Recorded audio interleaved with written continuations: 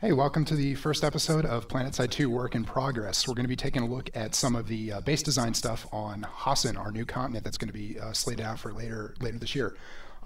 Today I'm going to be taking a look at Mulac Tech Plant, at one of the satellites for that. Something that I kind of have finished right now that I had planned for today's little delay with Devin, who was supposed to actually do some art stuff for our game today. Can't make it today, so I will be doing some work on Mulac Tech Plant and show you guys kind of how we put our stuff together in the game, you know, to make these levels that you end up playing in. So we're going to take a look right now. Just jump right into Terrain Editor and show you how it's done. Oh, all right, we might as well go with this introduction and everything too. Forgot about that. I am Xander Clauss. I am a level designer for PlanetSide 2. I've been with the team since launch. I've worked on Indar, Esamir, Amrish, and I'm going to be also showing you guys now today Hossin. So let's take a look at Terrain Editor without any further ado.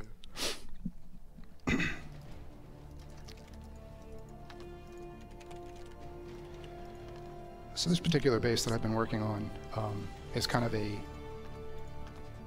chemical filtration plant here. We have some. I might as well show you Mulac while we're at it.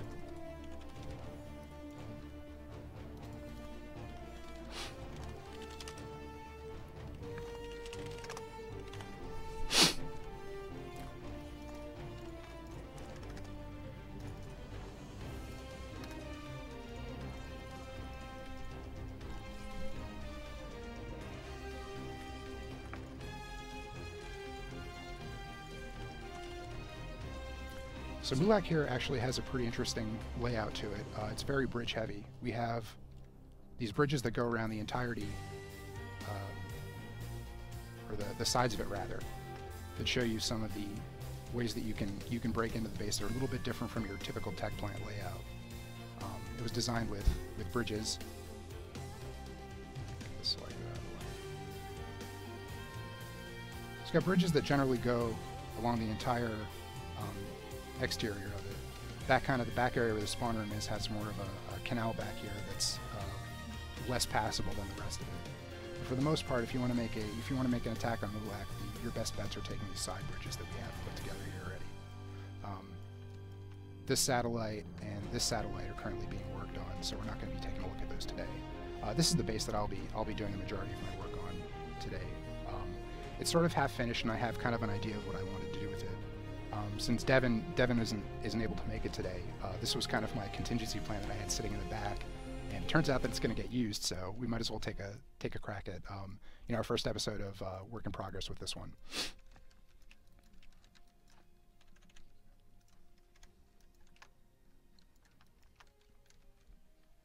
So you can see here today, I've got these two. These are actually going to be environmental hazards. If you fall on them, you die. So these are going to be set up so that one of the entrance points over here, this is the one that's going to be actually coming from outside of the tech plant rather than attacking from the interior of the tech plant as a satellite. You'll be making your assault over here at this rough entrance right now. I have it set up so there's two flights of stairs coming up to the one over here, and it leads you right into kind of the chemical plant area. So I think one of the first things we're going to do here, this is going to be our cap point building. And to make this fight kind of gradually go over with cover and stuff like that, we're going to add cover to these chemical vats first.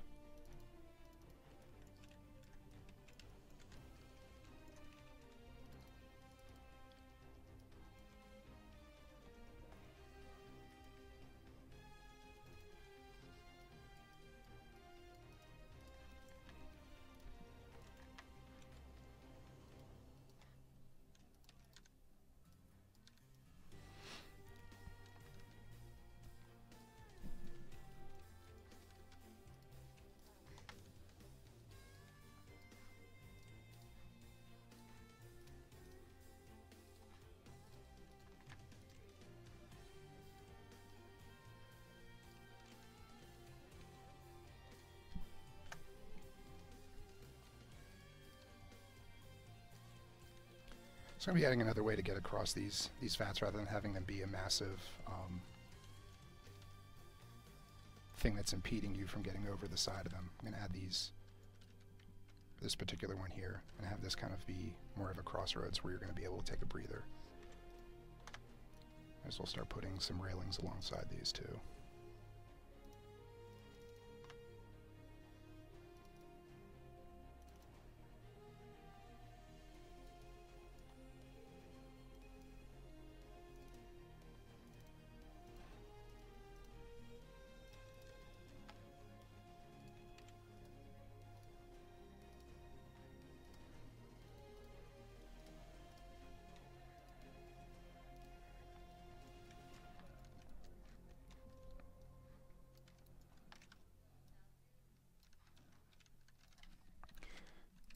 Make sure the way the origin point of where these things are put into the game, sometimes they come off like that, so they're not exactly lined up. Make sure to check those to make sure that they're lined up properly.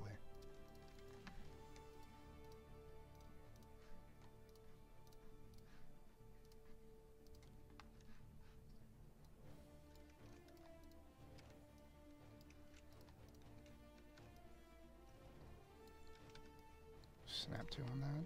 I would snap over to the other side and fix the alignment on that. So now you have this one has rails on it. Same thing with these two sides. You should be able to just copy, rotate it over.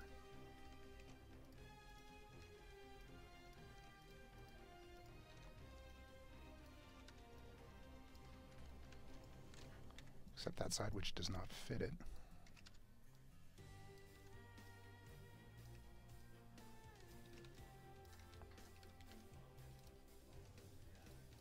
Turn shadows off so I can see what I'm doing over here. Duplicate those, copy those over to the other side. Alignment's good on those. Put the mic closer so you can hear me.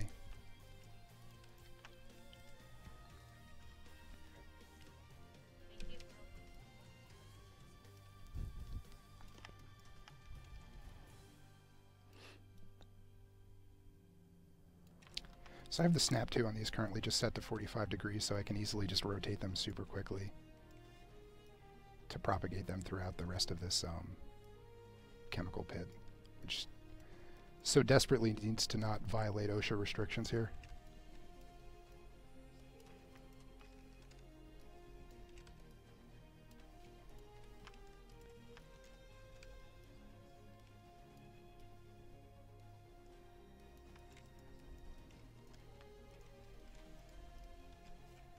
This one we can actually save two objects on by taking this one and moving it over.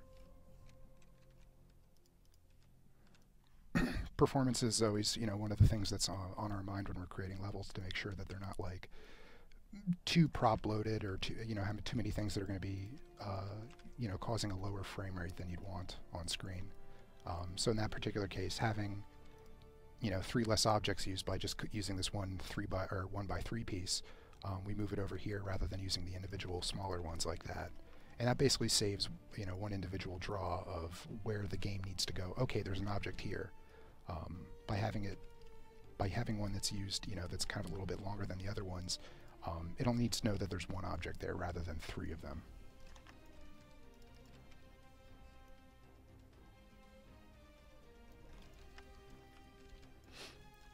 So we go. We have kind of like a rough of what we want to do with the cover around these two particular chemical pits. So what I'm going to do is find our facility, and we're going to start adding some cover props and crates. So I have my favorite green shells crate. Move this over here. Kind of with the idea that if you manage to get up to this deck here, I'm going to add some cover over to this side as well. If you manage to get over here, actually let's use some different cover for that. Oh, pulled the original crate over there. So we can use a different cover crate for that. I'm going to go with these standard ones.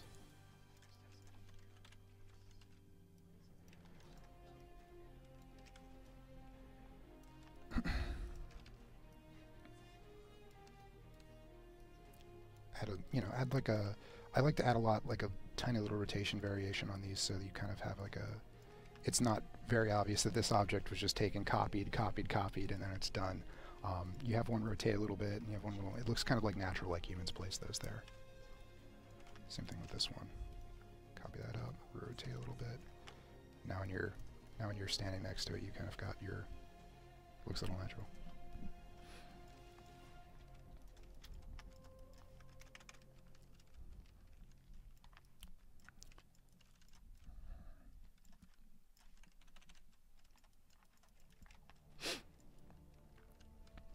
So now the idea is that you progress up these steps like that. You're taking cover with here under the impression that this is going to be the cap point. This is where you're going to have people firing at you from. You're going to be taking cover here before you go to this crate, before you make your run over to this one. This is a this is a bug with our camera. If there's anything that's not particularly lined up exactly, I probably fell through a little crack in one of these platforms. So now I'm going to copy these chemical pits over here to make these kind of the recurring themes. So I'm going to hide these objects so I can select the water plane here that the swamp water is. So these objects will all be just restored once I press something.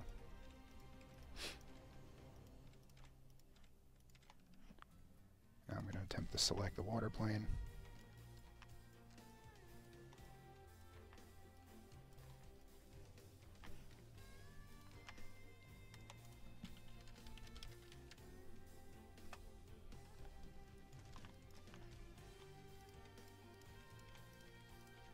If I can find where the center point for it is.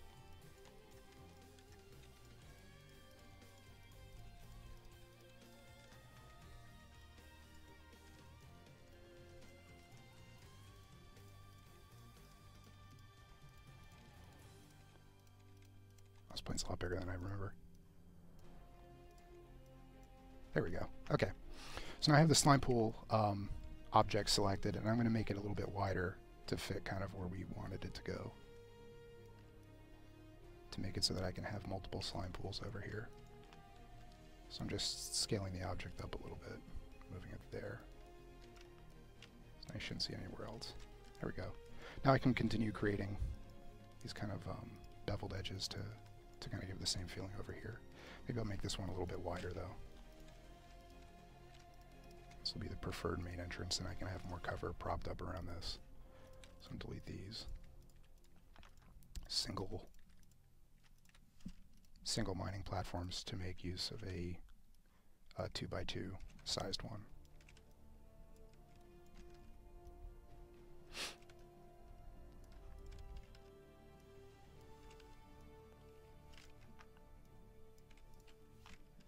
That over there.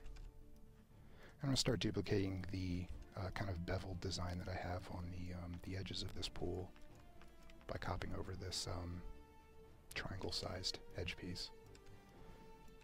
So I have that. I'm going to start copying pieces in here so everything kind of fits the way it does in this style.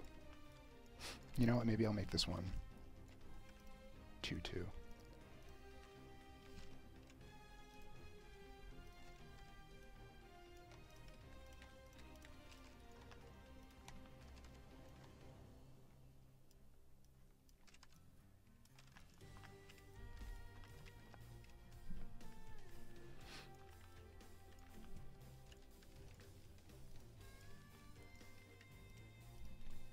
I see someone mention use of the 1x4 platforms. We actually removed those as part of the OMFG when we were doing the major performance revamps and going over the outpost to do performance passes on. That was one of the objects that we actually removed.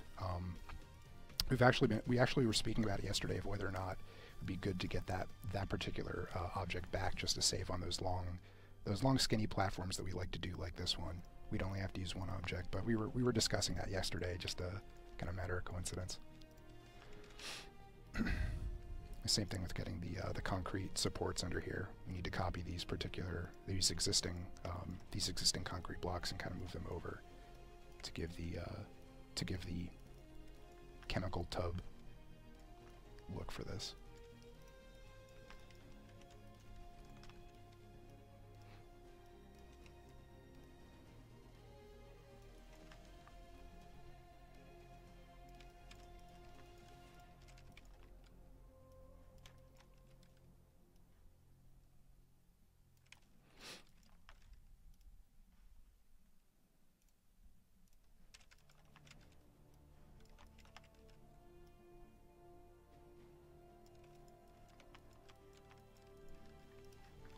do some terrain sculpting here now as well to get it so that the poison is actually not full of mud. So I'm just pushing down some of the terrain here so that it gives the you can see where the poison water goes. I think we're going to make these a little bit smaller too than these wider or lengthier ones, just to because we've got the kind of a fairly large cliff wall over here, and we're going to have to start worrying about where I want to put these the spawn and teleporter rooms where defending players are going to be spawning at. So that's kind of another concern that's kind of sitting in the back of my head right now of where that needs to go. I'm figuring they're going to kind of be up a bit high, a little bit isolated with maybe a wall or some vegetation or something that prevents them from having too good of a vantage point at anything that they're going to be looking at on this hillside.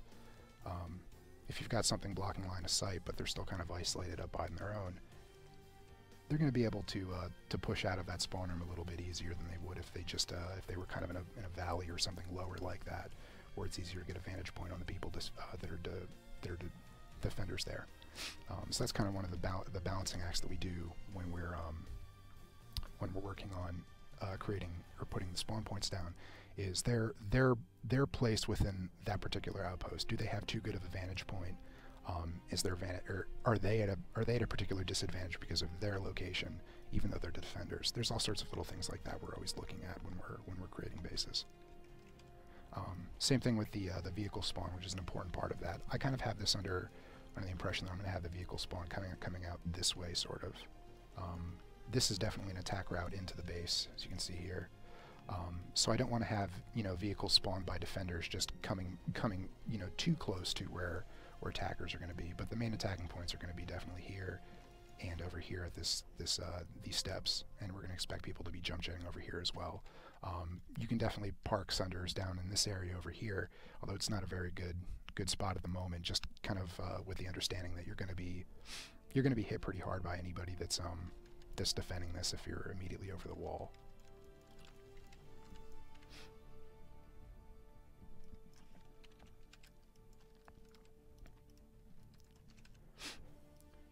I see somebody commenting on the how our map editor works, and it's kind of simple. Placing down stuff like this is kind of pretty simple in the sense that you place your stuff down and you know how it's going to look, and everything's like set up like that. The stuff that I'm not going to be showing on stream is like the data setup, which is immensely boring compared to watching something come together very quickly, as we're seeing here. Data hookup is like testing stuff to make sure that the spawn room works, which means like you set everything up, you think it's okay, you go into game, you go to the base and die, and then see, okay, well, does it work? And then it doesn't work, you have to go and troubleshoot it. The stuff like that's kind of a little bit more under the hood, and it's not nearly as interesting, so I won't be like showing you guys any of that, but it does go a bit deeper. I can't just place a spawn room here and then everything's fully functional that way. It takes some data hookup before anything's functional like that. And that's kind of where the stuff that's kind of complexy and data looking ends up getting, or that's where the complex, like, boring number stuff essentially comes into play. It's when you're hooking up data and making the stuff in game work. When you're setting, I'll show you when it comes to setting a point, like when you're setting the cap point area and stuff like that. It's not necessarily just drop in, it's done. It's actually got a little bit of setup work to do with it too. Not super complicated, but it's definitely doing the level design stuff is definitely not just all placing like platforms and stuff down. But our editor is fairly good at keeping everything simple and how it works, and it's definitely not like a complex program to understand once you've used it for a few hours. I've probably clocked, I don't know, several thousand at this point in this program, so it's very familiar to me. So we can just copy these over here like that, and we have all these set up in one, and I don't have to spend too much time fiddling with them.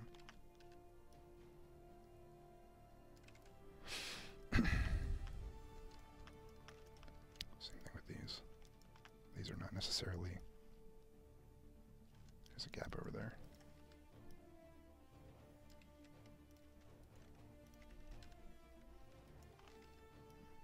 Missed one.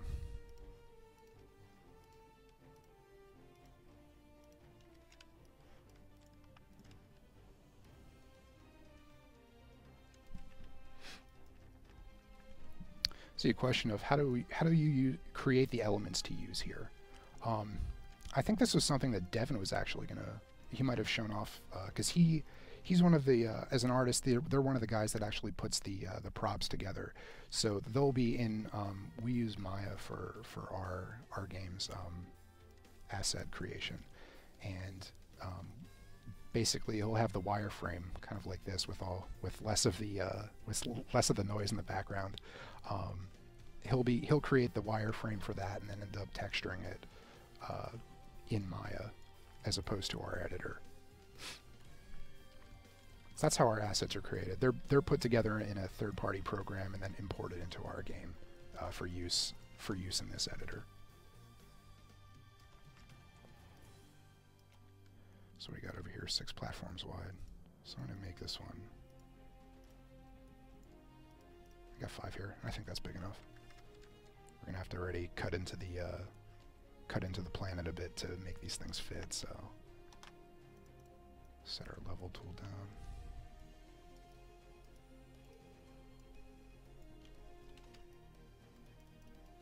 Just not working for some reason. There we go.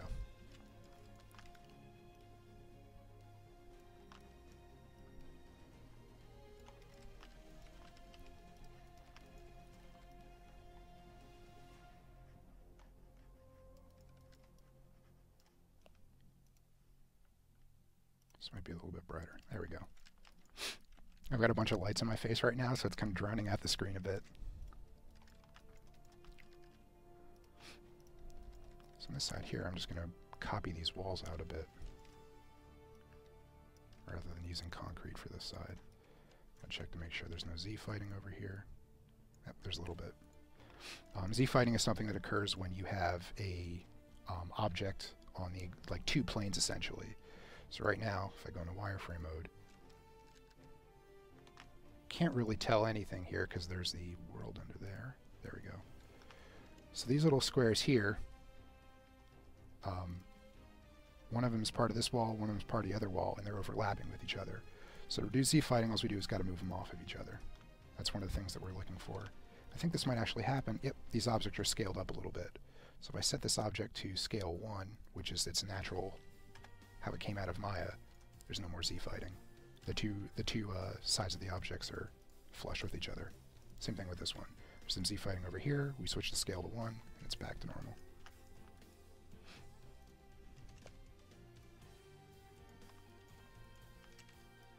This is probably still going a little bit into the terrain here. So we move the terrain back, and we see the mud again.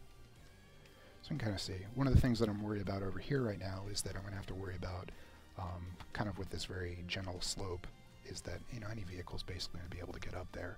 So I'm going to have to make sure that this is kind of brought down a bit, maybe with like kind of a that would prevent vehicles to get up there with. So I'm going to have to look at that one a little bit once I finish kind of getting these chemical tubs into a better state.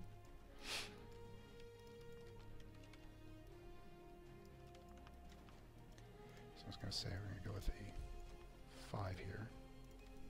See, can I rotate both of these at the same time? Get them appear in the same spots. Looks like it. Yep, there we go.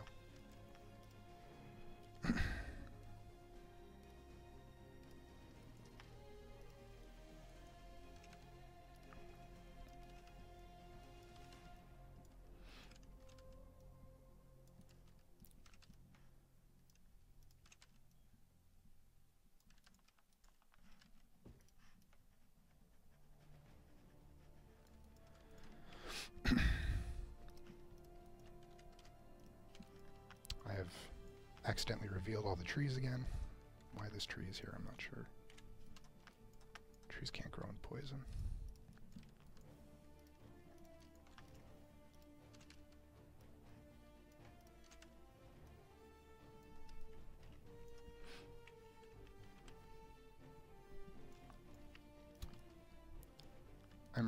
I'm whispering because I'm really trying to channel the Bob Ross Zen of just really being into your work.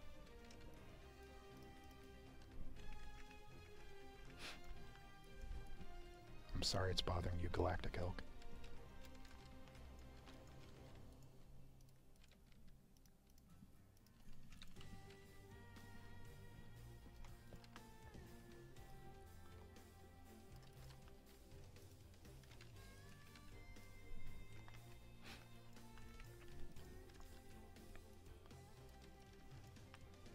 see someone mentioned harasser jumps, something of we need more on. I don't know if you've seen any of them on. Have you seen any of the ones that were put in to Hammerish? There's a few on there. I believe, I forget what outpost it was. It was I think it was around Ikanom. There was a few jumps that the Burness put in when he was building his bases there.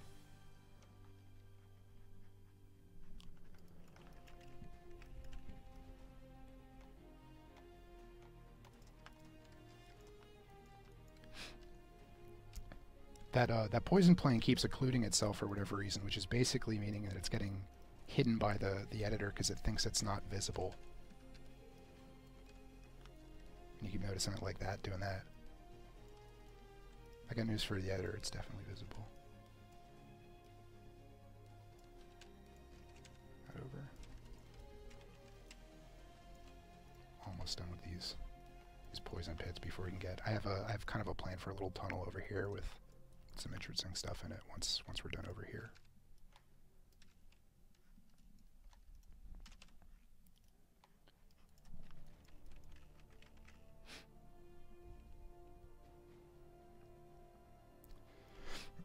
I think the base is going to be like Mulac chemical treatment or something, Bandit.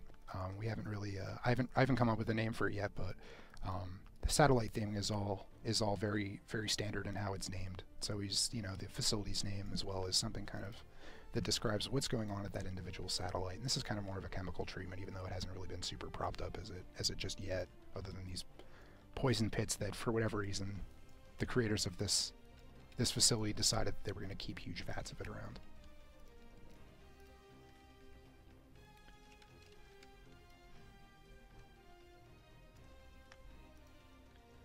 One of the little compromises here is that I went with a 5-tile wide base for this, and now I have to use 2 individual smaller railings for this rather than using 2 3s. So it's not the cleanest in terms of performance, but part of the reason why I moved this to the quads is that I can put 2 and not have to use as many platforms for it.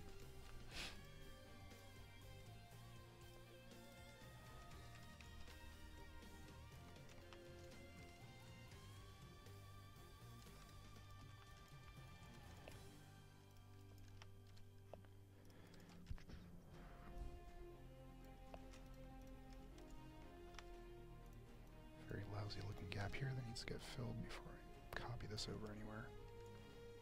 Same with over here. So this is using a 3.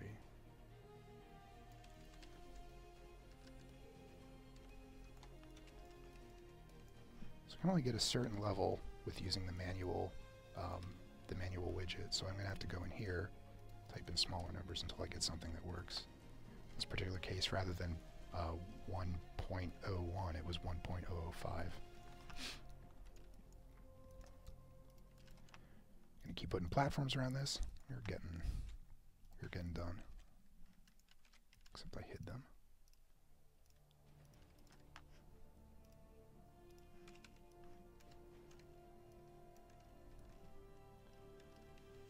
Good to me.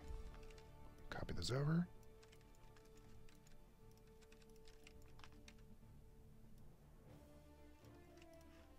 So I'm gonna move it back to local.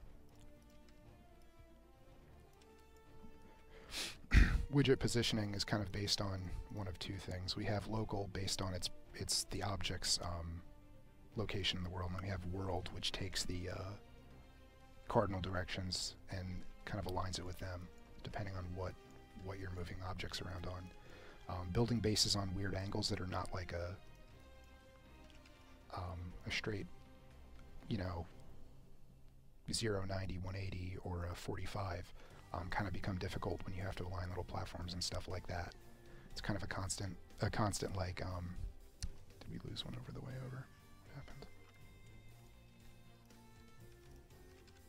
Looks like I didn't copy one of those railings over.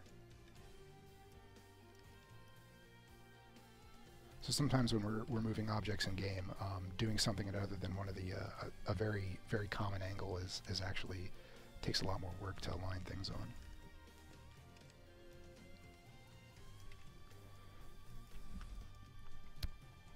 do have a good reminder to save in case of a crash, which is a very possible thing. Thank you, Dawnwalk.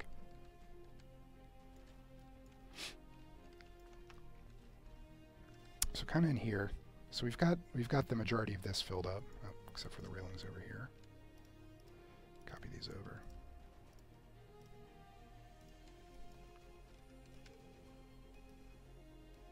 There we go. So it looks like our chemical pools are all squared away here. So I'm going to work on the cap point building and kind of the little plans I had for it. I'm not sure how accessible I want this big bay to be, so I might actually end up closing this off. And kind of the plan I was having for it is that you would dip down underground here, and you would pop out this particular hole in the ground that we have as part of the warehouse building, which is going to require me to make the poison plant a little bit smaller, lest you like emerge from the swamp. So that's going to be on the to-do list pretty quick.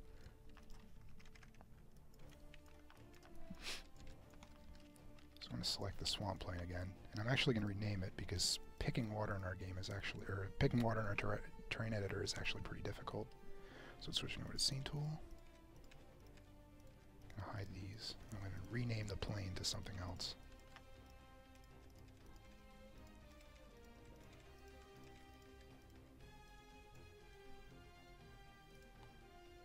Hopefully should be able to select it again.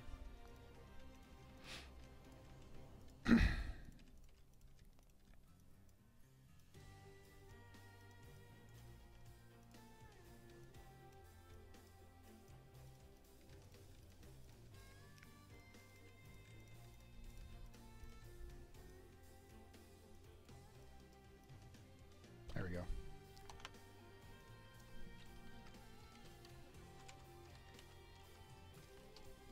There we go. Now the object is now Mulac SSAT slime pool, so if I want to do that, I just type in /select and then that name. So I can touch it again without having to hide half of the objects in the game. Like right now, as I apparently deselected it.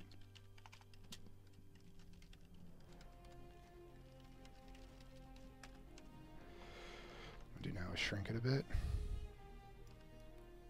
Slide it down over here.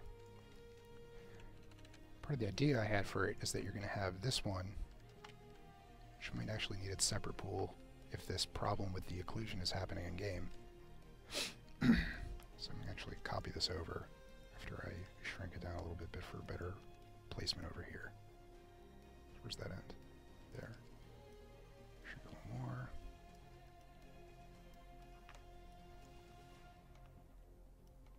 Okay, good. So that fits in pretty well with this this square setup.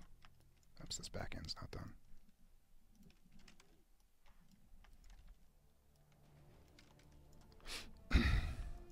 So there we go. Now we have that slime pool flush with that. I'm going to take another one, select Mulac, set slime pool.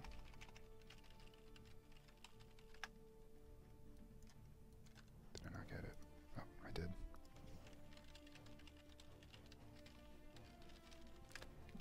Selected, so I've duplicated it, moved it over, gonna make it very small now, 0.01.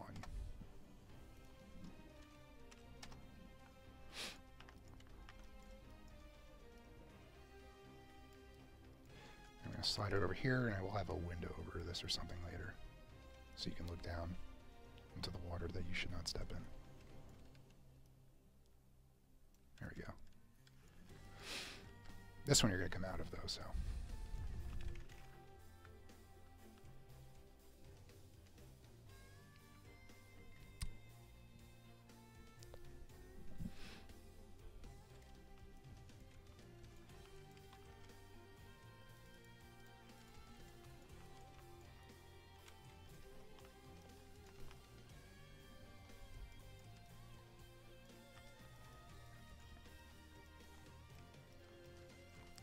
So what I'm doing now is basically just clearing the mud out of this warehouse building that I placed intersecting a big mudslide hill.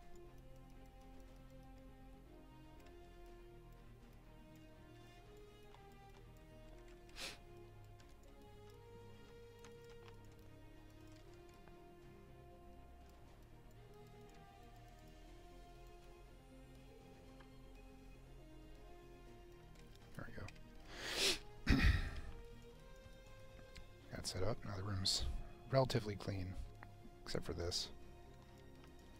So I'm going to start building this tunnel underground here that's going to lead to this. So I'm going to actually start on this end. So the way when you're doing underground stuff is that typically you want to look at the place that's going to be hardest to match up with, in terms of, you know, finally connecting everything together. A lot of times when you're trying to put something that's going to be like a thing that needs to connect perfectly on each side without any like open edges or, you know, stuff that you can see through the geo through, you want to make sure that the hardest one is done first, and then it kind of hooks up to the easier end. So since this is such a narrow little hole that you're going to be coming out of the ground from, and this is such a wide area that you can have a, you know, big like subway sort of exit coming out of, this is going to be the easier one, and we're going to start from this end first.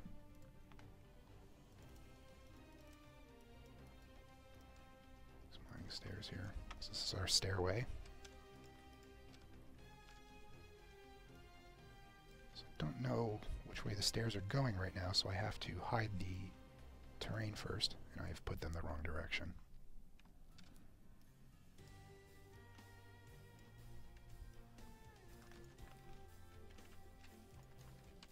Just going to turn Snap 2 off because we have some very fine details to get done here. Perfectly flush with each other, can't see under it. There we go. Another thing too is that if I have these steps the current way that they are, which is very wide, if we place a dummy on these, I think these stairs are probably, each stair is probably about like, I don't know, 2 feet. Take our standing dummy. So yeah, 2 of his feet can basically fit on one of these stairs, so we're going to make them a little bit more steep, not in that direction. Local. We're going to make it a little less steep, so now we can do that. I can check the up to about 0.7 scale. There we go. So now I'm able to fit these, so when you're going down these stairs and descending into this little underground chemical purification area, you won't clonk your head on this this thing as you're walking down. Take these steps and dupe them, move them down.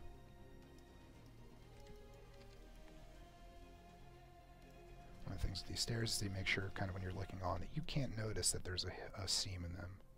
So make sure that the very faint white line over here is visible.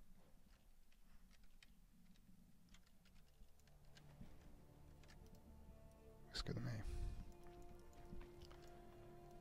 So I'm going to start building this underground area up a little bit. So we should be safe enough that we won't cut into this water plane down here. That was actually one of the things that Devin warned us about, is that we can't really do underground stuff on Hossin because of the water plane is pretty much present all over the place. So stuff can be underground, it just has to originally be raised up for us to do that. In this particular case, we have plenty of room to be able to have an underground area here. I think we've got a good, I don't know, maybe 10 meters or so that we can play with. So that should be plenty of room. So I'm going to start taking our wall pieces here that we have for the warehouse building to use them to create an underground area for this.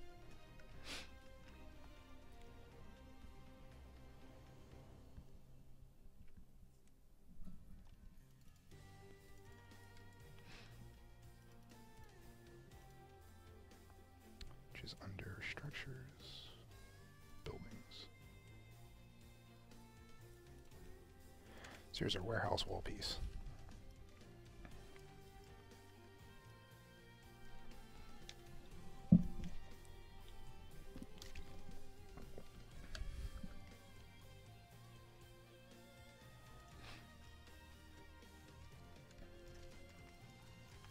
It's another thing that we want to have pretty well flush with the wall piece here. So that disappears right there, so we have it like that. Push it down to the end of it. It should be pretty flush. You don't want to be able to see, excuse me, into the, you don't want to be able to see into the underside here, because if that happens, you can do some nasty stuff. It's like the second that this isn't exactly lined up the way it should be, if you're coming down here, you can see people that are standing up above right there and shoot them from under here. So you always want to make sure that these things are totally flush and you can't see through there.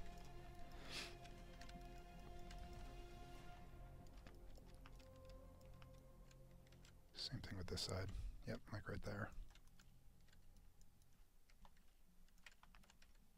point's or the origin point for this prop is a little bit low, so you have to do some kind of guesswork on it. Once you get up here, you can start doing more of the fine details with the num keys that'll move it a little bit. That's flush because you can see the very edge of this sticking out from the building itself. We've got the corner column pieces that are not sticking out, so everything looks pretty good over here. Just got to make sure the stair goes down to the bottom now. So now this area is pretty well hooked up. We can start rough drafting the rest of the underground area. So what I'm going to do here is kind of gauge where this is going to start and stop. Got to turn terrain back on really quick. So yeah, we can sink this down starting about here. We have like a stairway that goes down this way. And then goes under here. We're going to have a combat area down here. Probably some tanks. We're going to have a window set up that looks over this way that's going to have a swamp water plane, the poison water rather, and you're going to be able to like see like the swamp water. You're under the impression that the chemical tanks are much bigger than it looks in just this one area over here, so you're going to be able to see from here. I'll show you when we get there. This area I'm going to copy stairs over and start making a subway tunnel or something that'll lead you down.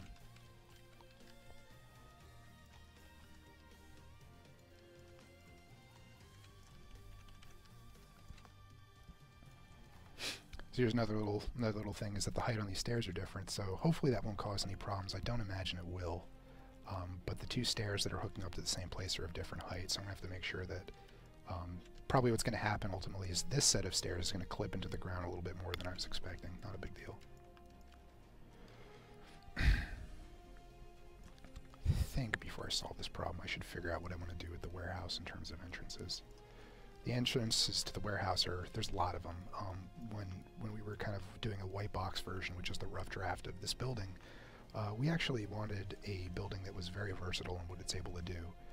So if we wanted to have this, this wall not be able to have people come into it, you just put a blocker there and they can't come in. So for this one, I'm going to be putting some wall pieces on the exterior here, so that you can't get in that way. Maybe just this one will be the entrance. We'll see. Put more modular objects folder for wall pieces here.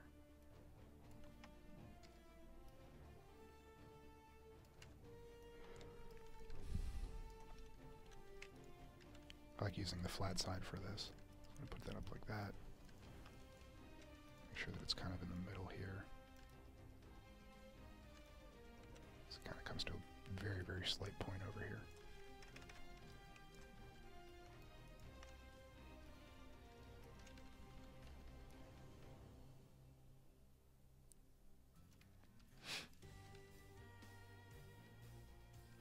Those walls are kind of centered.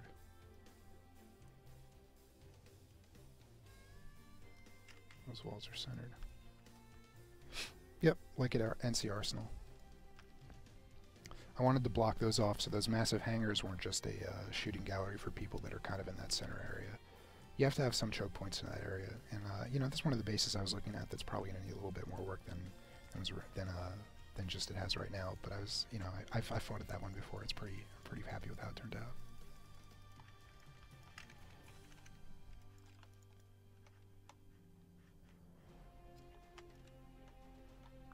Some of the mud out of these stairs. Might as well pull the walls up here too, so I want to make sure that these look like. So I've got the exterior walls on the outside, and then I've got these interior walls on the inside to kind of make it look like it was kind of created this way rather than something that I did.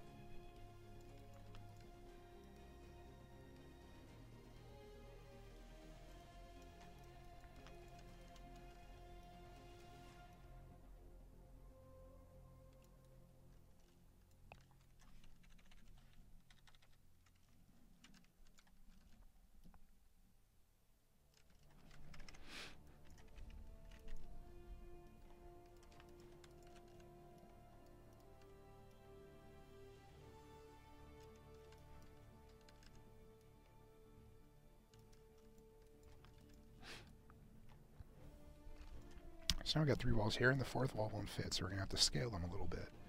Rather than doing the last one, I'm just going to scale up the middle one because that looks more visually attractive.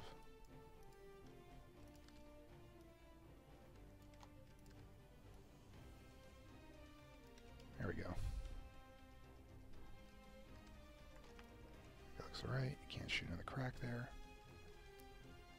So there's a number of things we can do here to kind of increase or decrease the amount of cover that we want. One of the things I did at NC Arsenal when I was putting that one together is that I put some columns in the center of this so that you're able to kind of get a quick breather if you're running across, or you're able to kind of increase the amount of guns that you can basically put inside the place. Because not only do you have cover on this side and this side when you're trying to shoot into it if you decided to attack from this entrance, you've also got this particular cover here. So it adds a little bit more cover to this entrance, so it's going to be a little less dangerous to use this entrance. This side one, I'm kind of imagining this one to be, this one and this one are going to be the main entrances into here, just because of the fact that they're by and far the easiest to go through. This tunnel I'm imagining to be more of a flanking route because you're going to come out of an area over here, and if everybody in this this warehouse building is expecting people to come from there, having them come out here, which may be behind them or kind of off to the side of them, is going to be an effective one if these 2 doors have a lot of people pointing their weapons at them. So I think that one's going to be a flank route. Same with there's also kind of got to figure out what I want to do with these 3 entrances as well as the side one over here. I could have more crenellations on this side, kind of like a wall and some platforms that go around here, so that you can take this entrance in here, but I'm not sure if I want to do that just yet. I think these roof ones are going to end up getting sealed up. I don't really see any use for them right now, and I think the top of this chemical warehouse building is probably not going to be used all that much. Jump jetters are obviously going to be able to get up there, but if it's totally empty up here, it's just going to be, they might as well be in a field.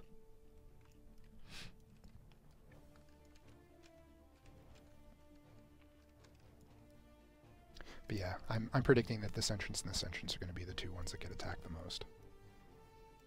And I'm not sure what's exactly going to get done with this hangar building just yet, although I do know that I want to make it a, it's going to be like kind of a plant essentially, but I'm not sure if I want to have a lot of like line of sight broken, do I want to have this big room compartmentalized a bit. I haven't really thought of all that stuff just yet. A lot of the, we've done a lot of innovation with creating these interior spaces. Like there may be, what do you call it, platforms that kind of run along the edges here, so that there's catwalks around the entire, the walls of the room, but the entrance is a big open area. That's one that's been pretty popular.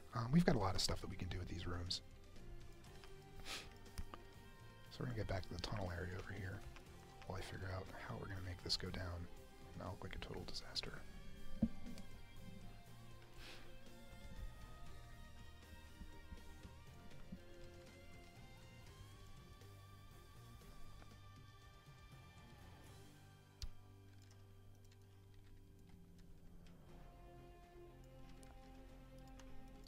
First order operation should be getting this mud out of the way.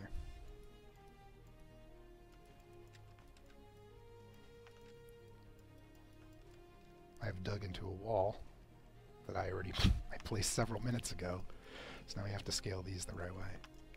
So what I'm going to do is take this and make it so you got enough room for whatever floor that we want to get going through there. So I'm going to tunnel here with the level tool. If it catches. I'm tunneling under the base now with the level tool. You can see the warehouse overhead. Just going to hook up with the stairway that we have over here, like that.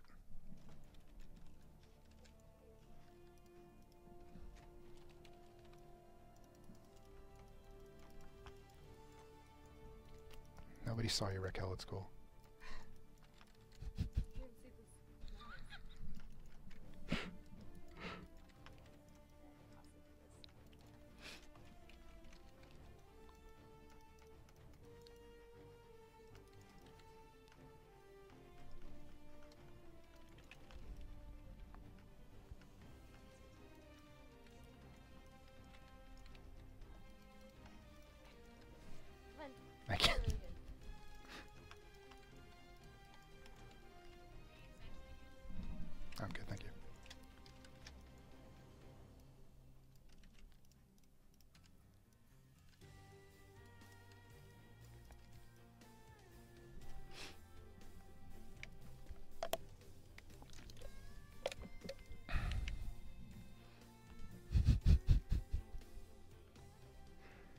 saw that. I saw that, Bennett.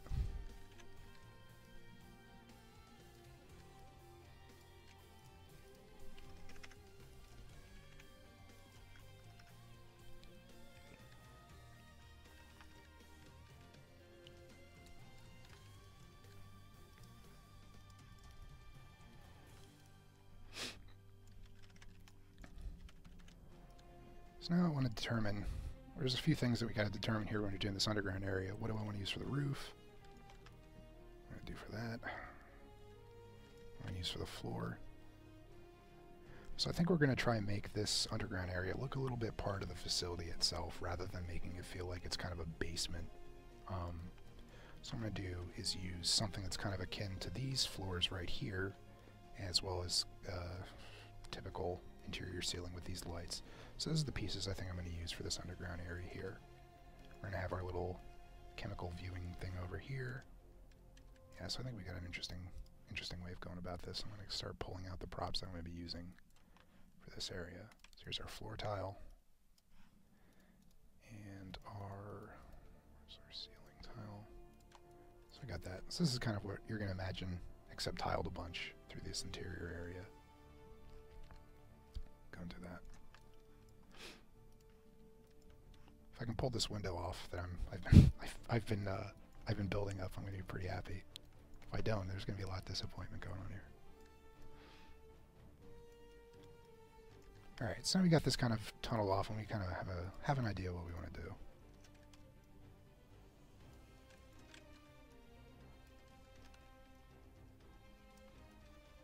You can kind of see it slowly forming, even though it's ugly as all get out right now.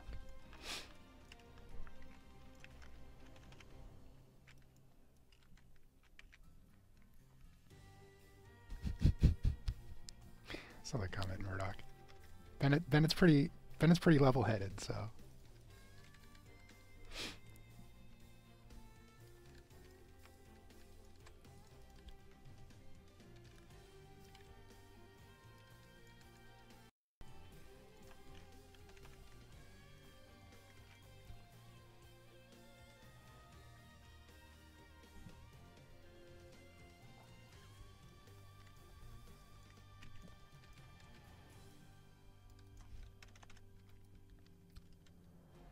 So this is basically going to be I don't know, maybe a 50 meter by 15, 20 meters wide, I think.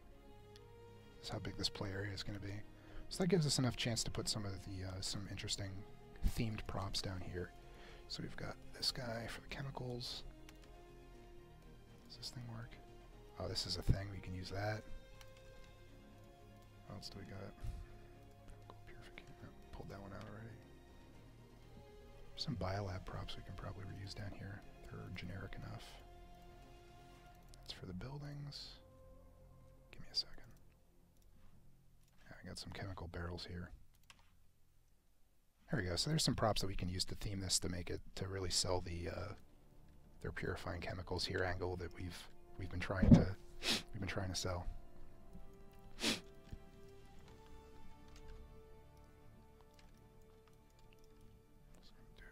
Let's get some platforms around that. So we'll pull our pal though one by one over here.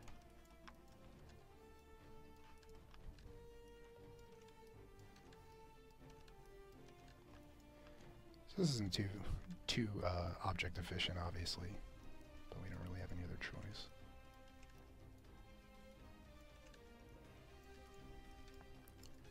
You gotta see what the head clearance is here, essentially, for once we get these stairs down all the way that we want them to be.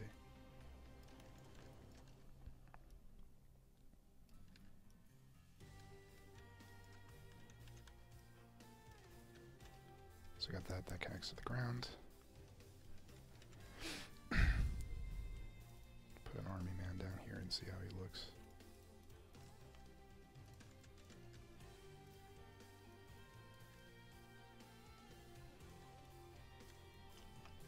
It's roomy enough for me.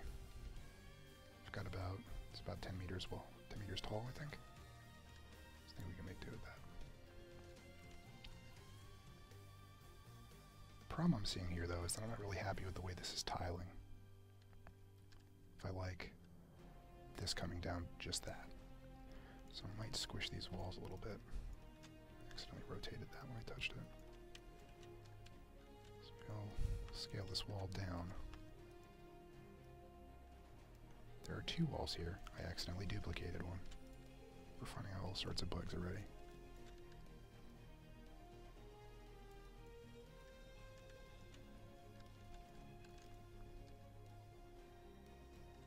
So how far down do I gotta go squish this thing before I get to the lip there?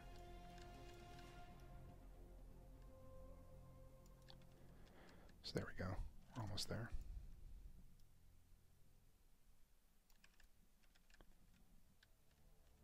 A little more. Basically, I'm nitpicking about aesthetics at this point. I want to have a very distinct edge where this wall comes up that makes it look like it just isn't shoved into the ground. There we go. So that's the effect I wanted, is this little edge down here. So now how I propagate this out is that I just take the scale from this object, which is 750. So it's shrunk down on the Y scale. It's shrunk down 25%, and I just copy over the Y location. So now we're going to have this little lip on the edge for the entire way around. Scale it. There we go. And we can start pushing this around too. This texture looks pretty sharp at this, so we're able to scale it up a little bit. Scale to 2, 2. So now I have a little bit more object efficiency down here. Should probably be able to floor this entire thing with maybe like 10 tiles rather than like 40.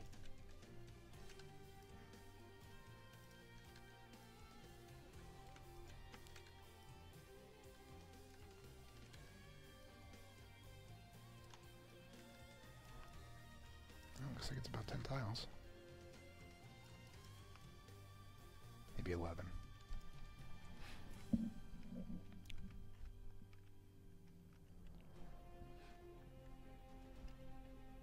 There's some wild arguments going on right now.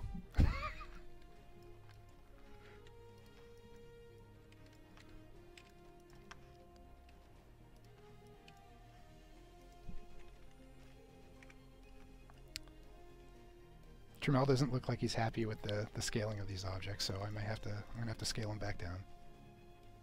I don't know if he's trolling me or not.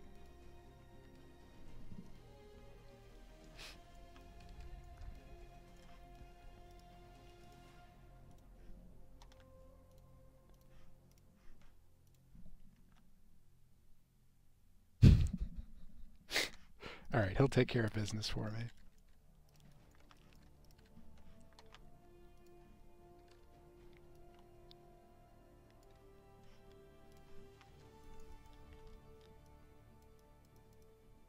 Clean the rest of the mud out of this disgusting chemical lab.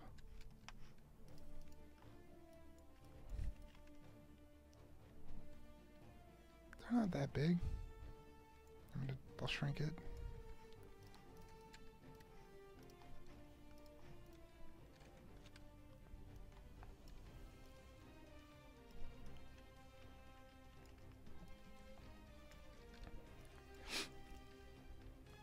What if you got us a bigger floor piece for these indoor environments that we wouldn't have to scale up? We get more pixels that way.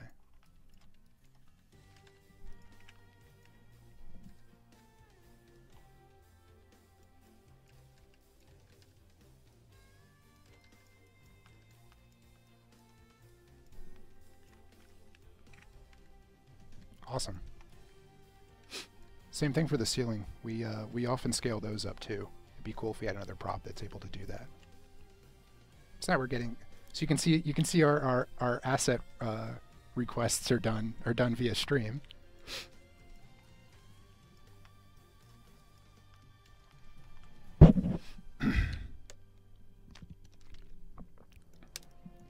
So this indoor area looks far less awful than it did before. So we get these wall pieces put together. We're gonna have even we're gonna have art come through here with even better flooring, and fix that up too.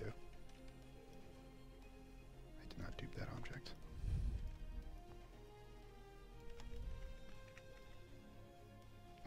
Keep the dirt in the middle.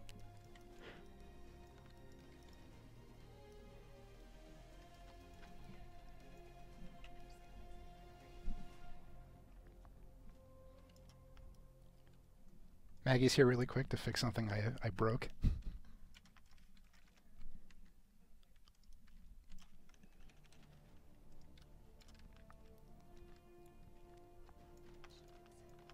What was broken? When you're moving, it was making all this stuff all fuzzy. Okay. Thank you. Apparently my movement was making stuff fuzzy. I wasn't aware of that. Tron wants a mud pile in the middle of the room. Let's see what we can do for him.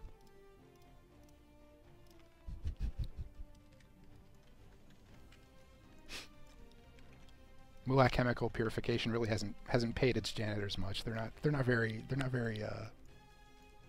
motivated to clean up these obvious messes around the place anymore.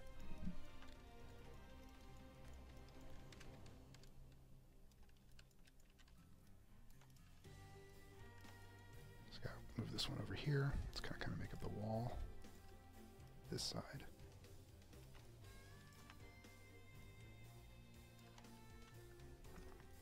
Here's the tricky part. We've got to start working on the walls on this side. So this is kind of, we understand where things are going to meet now. This is kind of the problem area at the moment. So we're going to do, start getting the walls to support this stuff so you don't see the, the building over here. We're going to use the exterior walls. We're basically going to have these join from the exterior pieces, which are these dark gray walls, into the blue interior set.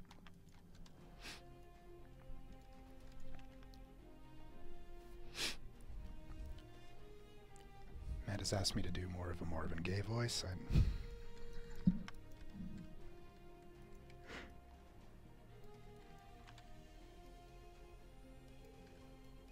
I'm whispering as gravelly as I can do, man.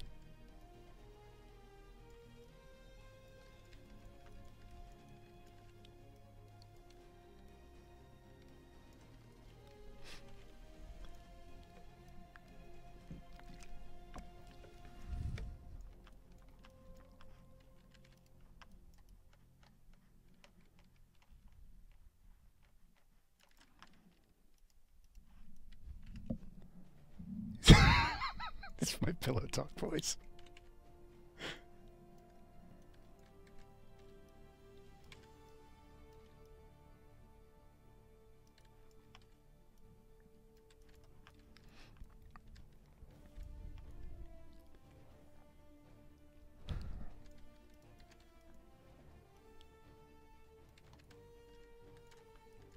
Matt is trying desperately to fluster me right now.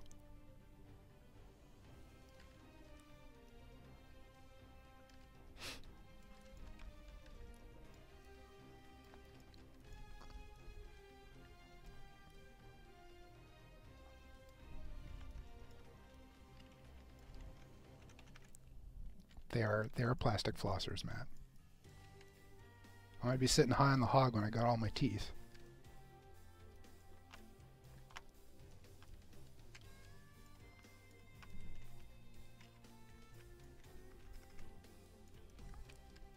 I showed them the whole base, Tramel.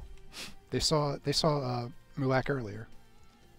So we can take another fly around for anyone that hasn't seen it. Just going to hide all the branch foliage really quick.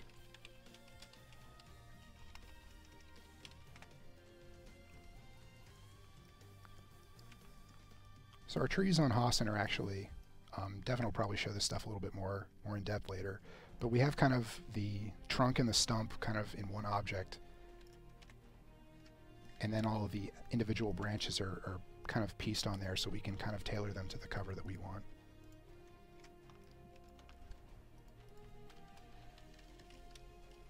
However, they get in the way when you're trying to put stuff together, so. But yeah, Mulac is heavily bridge oriented right now. We've got this bridge system that kind of runs around the whole thing and goes to most of the satellites. So we're going to see some interesting stuff going on with that. And this underground area is actually an attack path as well. So get this thing slow enough that I can move under here. And this whole thing has a big ramp that hooks up to that. So you're able to get underground here and kind of be relatively safe, especially with all the air cover that you have from these bridges.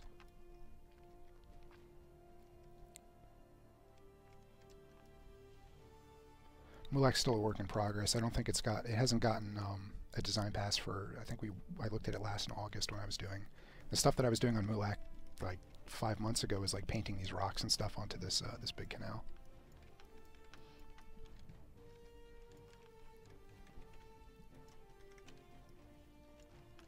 So back to our tunnel over here. Gonna pull one of these 2x2s, move it over this way.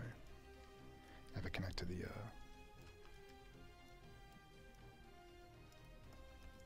stairwell over here.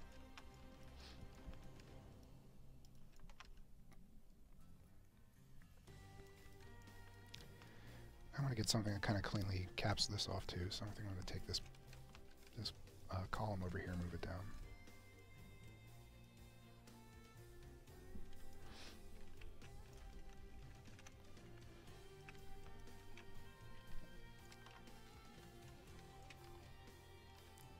Shrink it a bit so it kind of fits in with the, yeah,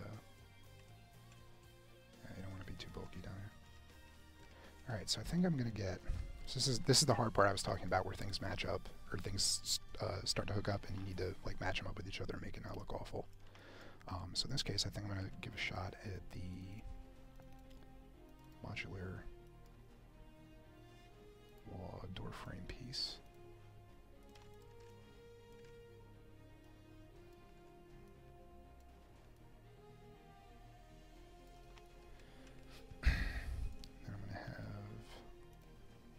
There we go. This piece as well that goes around it. I think they share the same origin point as well. So just copy those coordinates over to each other.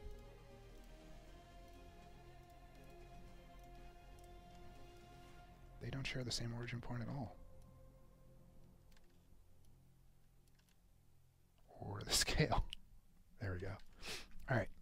So now this is there, and we're going to make this kind of match up with this interior here. So we need another wall over here. Maybe we need to just make this one. Oh, that's right, we need to make these actually scale properly too. So all these walls that are on the warehouse need to be scaled up so that there's enough clearance down here to meet them, which is apparently not enough over here.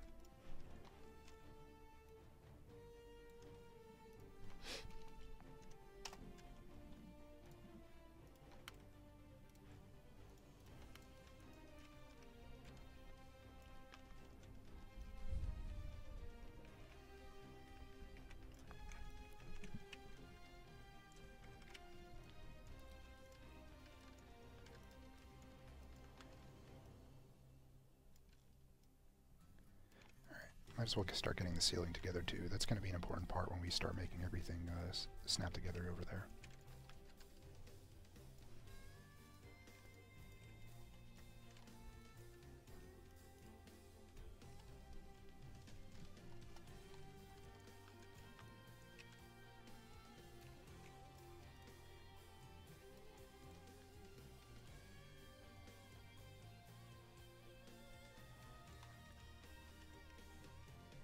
Looks good to me. I can start tiling this.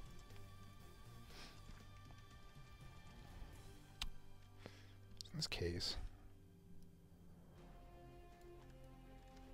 better do with that. I think I'm going to have to do something a little less attractive to cover that part up.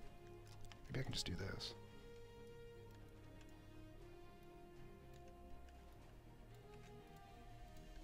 Bear with me here. No, that's going to look awful.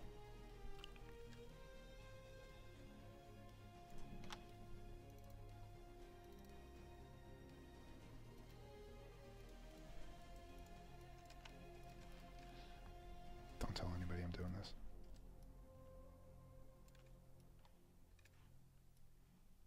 I'm definitely not using a fence post to cover up these seams. So don't even accuse me of that.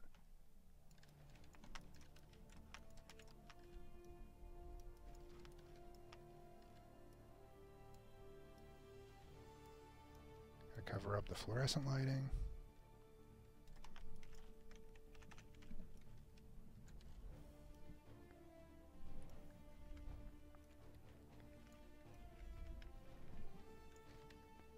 Jamal, I don't know what is upsetting you right now.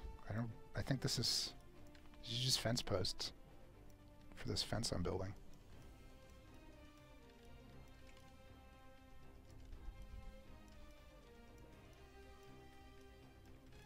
Oh, what a beaut. Looks looking pretty good.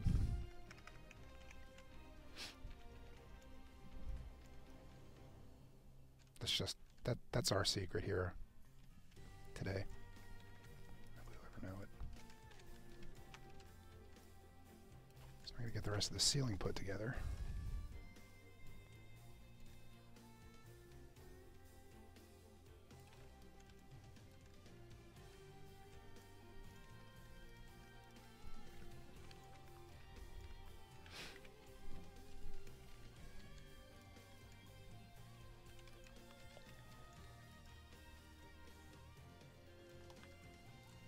Scale of this thing is pretty goofy, so I'm going to have to manually adjust these tiles.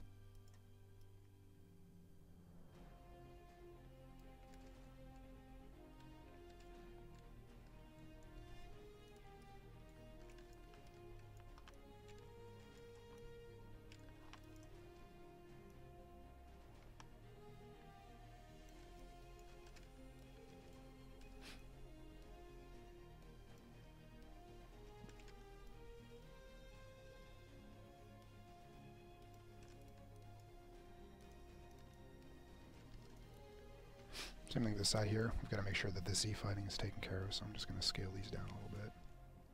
And copy the scale over from this one to the other one, and we should be all even. Problem is I don't know what's... I do not know what axis that was on. Looks like it was the x-axis. There we go. So now our underground area is looking a lot better than it was. With the exception of these poorly placed chemical containers and the connection here that needs to get finished. I think we can probably squeak out another 5 meters over here, so if I move this wall down, we should be able to get that. Rather than having one super narrow choke point hallway down here that goes the entire, goes like a good 15 meters.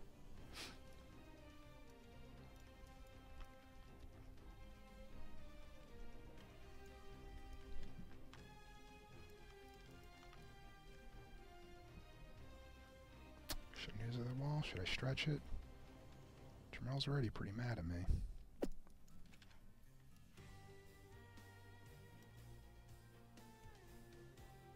We'll never know. There we go. So I can slide this wall over a little bit. Now we just got to worry about this junction over here.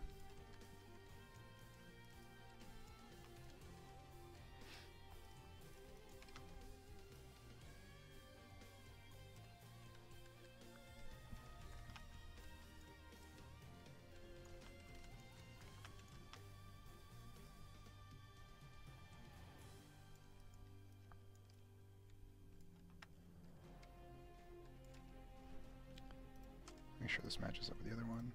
Is that scaled properly?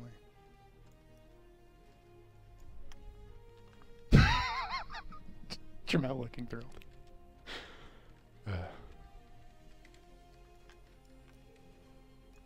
It's only scaled 2.3. I think that's entirely acceptable. That's within the 30% guidelines, right?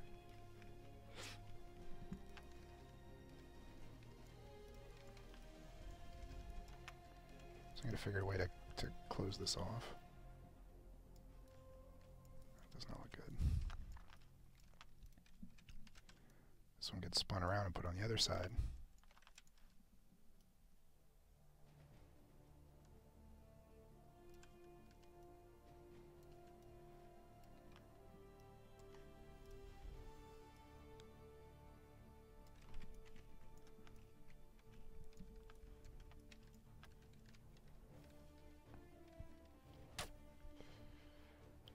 I gotta figure something to put over this that's absolutely not a fence post.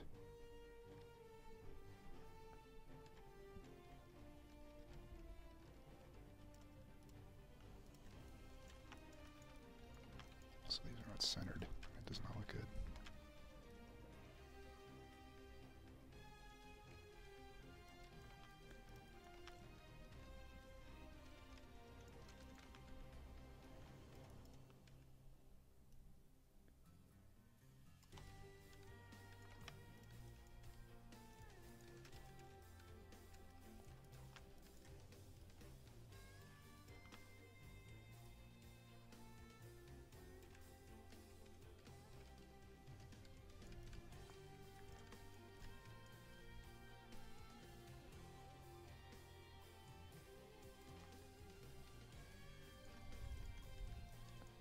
Should copy both those over.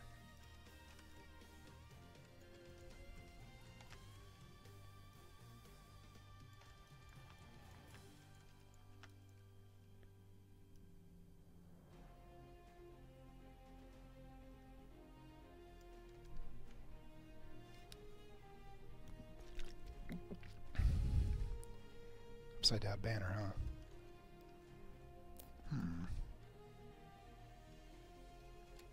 Maybe. I still got this gap over here, though.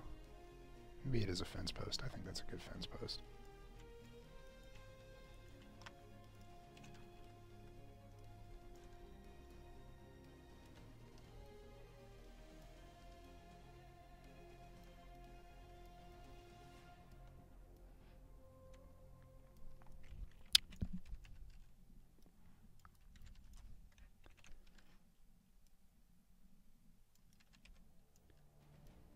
Oh, beautiful. Look at that smooth transition.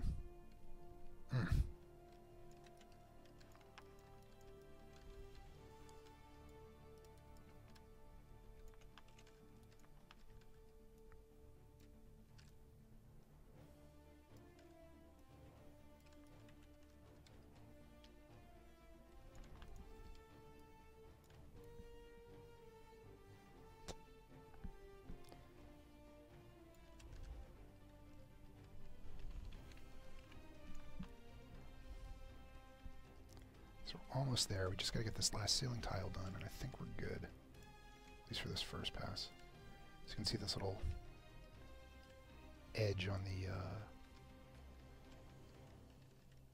wall here that blocks the warehouse building is kind of sticking through, so I'm going to have to shrink that again a little bit.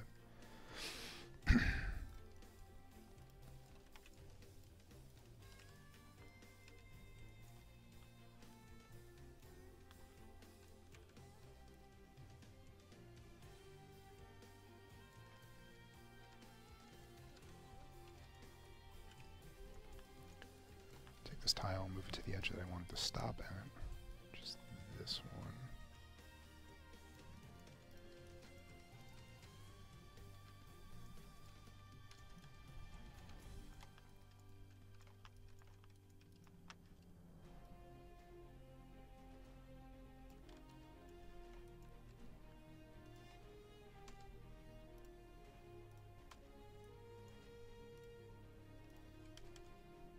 What's the difference between these two?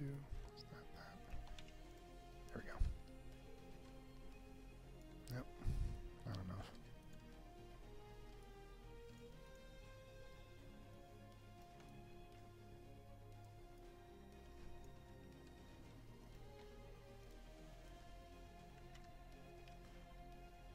Alright, I'm going to have to do a little bit of polish on this to make it look as good as I'd like it to, but I think it's pretty well done for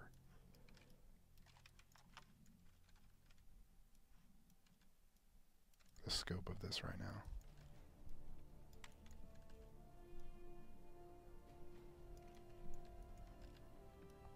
They're not going to stare at the fence posts in the ceiling if they don't know they're fence posts. You just have to keep it a secret.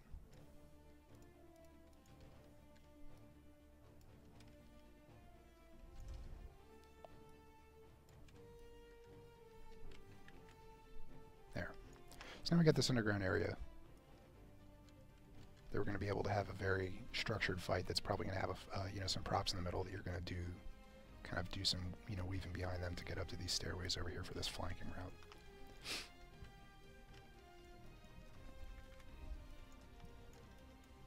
Depends what we want to do with this area. There's a lot of stuff. Problem with this right now is that we don't have anything down here. So we set it to the Hossin sky file and set it to night. It's a little darker than I'd like, so we can do some stuff like set up some lights. So show the light tool here, just to get some rough stuff in here to kind of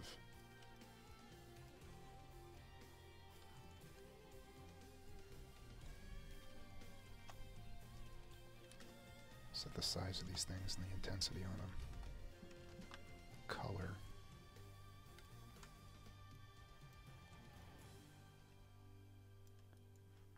Warp Gate Blue is not what I was hoping for.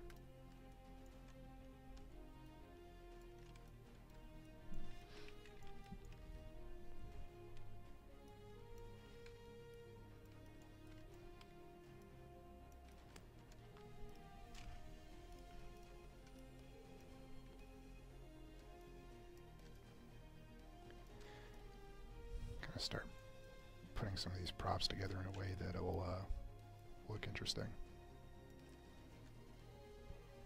Can't really put that pipe up there, even though it'd be cool if it hooked into something from underground.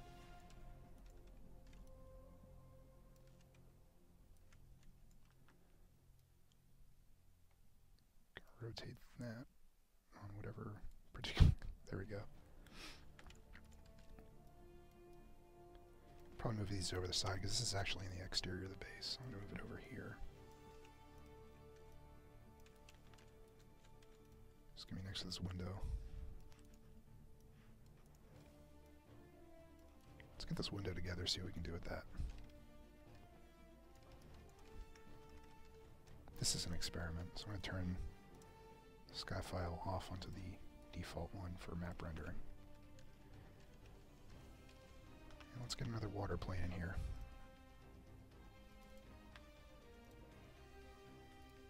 So Hossin, props, slime pool. Let's get this slime pool here. As you can see, it's a huge prop. We've already reflooded the entirety of Mulac right now with swamp water.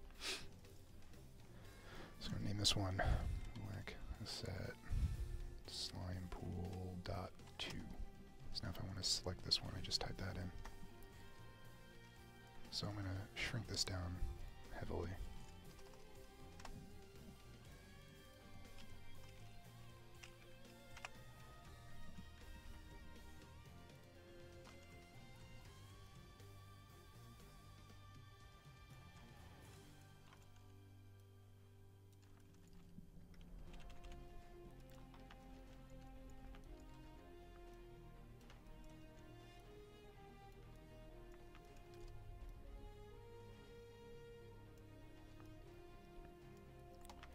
So we've got our swamp water plane over here. I'm going to need a shield.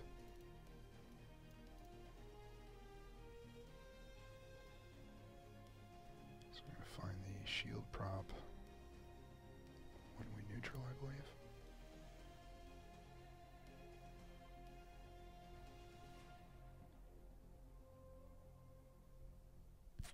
Don't know where it went.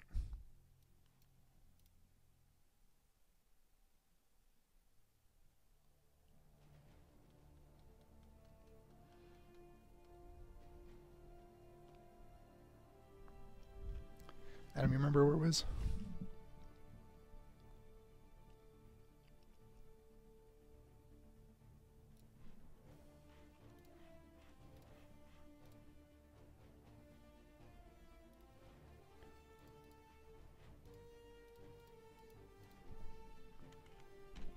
Yeah, I'm gonna have to find that. I'm gonna have to find that window prop that I wanted to use later. Then I'm not exactly sure where it went.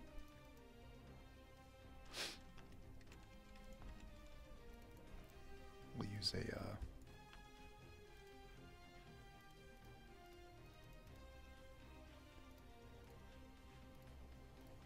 a temporary one for the time being.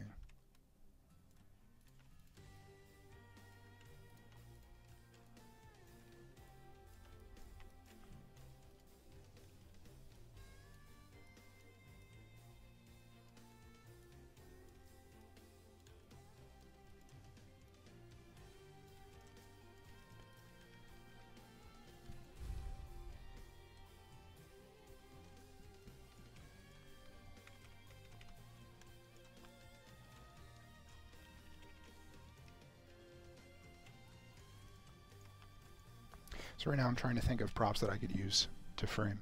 Adam, I'm talking about the one you used for the windows and subterranean analysis, the yellow window ones. Can't exactly find where those are at. But now I got to think about props that are going to be framing this thing too. So I gotta think about some stuff here. I think I'm going to use like the shield barriers for that.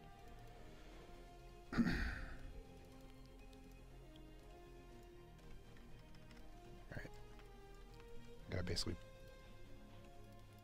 pull stuff out here and see what works. Here we go.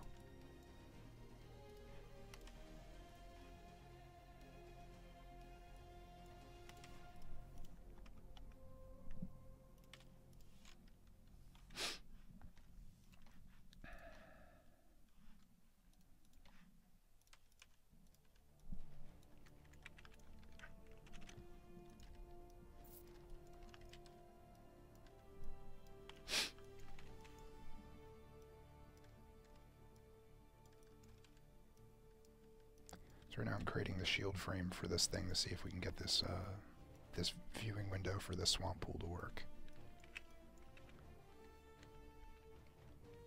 Common props, gameplay objects, one-way shield. What? Some gameplay objects. Man, I totally must have missed that. There it is. Thanks, dude. That's teamwork. So I got the shield that I'm able to use for the viewing the swamp water once this gate frame gets finished. So let's take all these objects and pull them underground so I don't end up like losing them once it comes time to move them.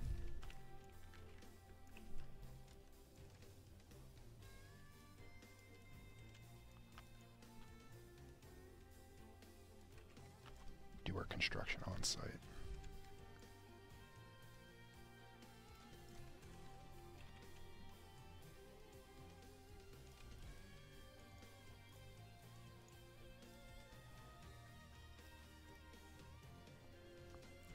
The best way, I think, is to just take this panel over here, get rid of it, squeeze this thing in here.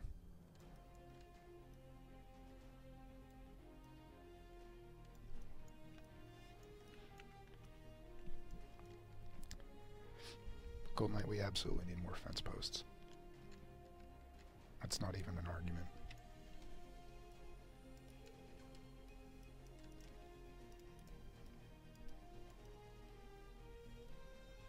Just the best band-aid when you can't find anything else.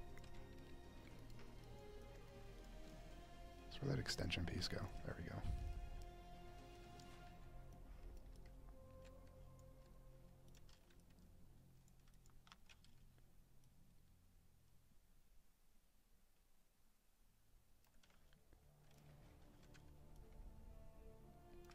So we got our shield here, and we want the shield to totally go over the little... It's hard to tell exactly when they're over it. Looks like that's as close as I'm going to get. So move this over.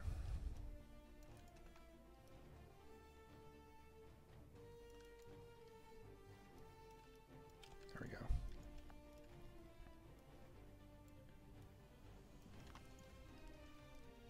So I'm going to take this extension piece and continue the window frame here to look at our awesome swamp water, which is moved over here.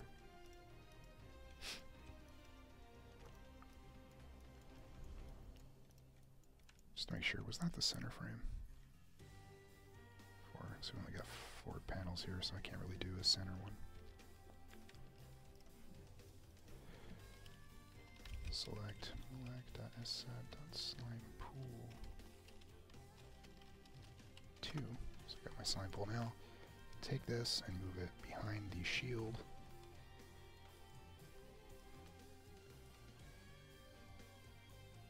Which I forgot where I put it.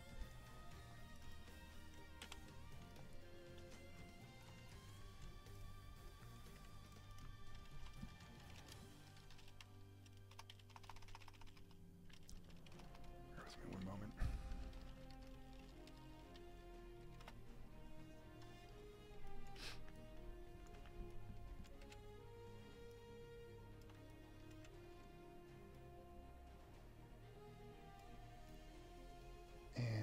slide that there. Just gonna make sure it's behind the shield. Something's gotta keep this slime water out. Wish it was a little transparent. We should use regular water for this. That might be a better way to go about it. Otherwise this looks like there's just like a wall of moss or something.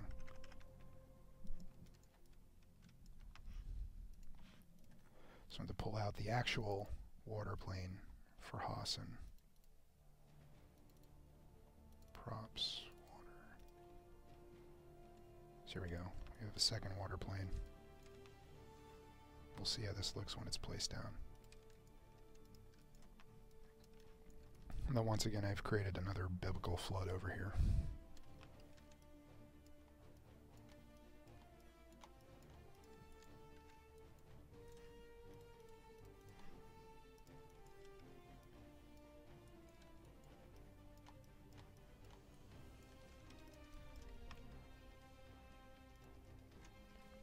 I'm having difficulty selecting the water plane right now.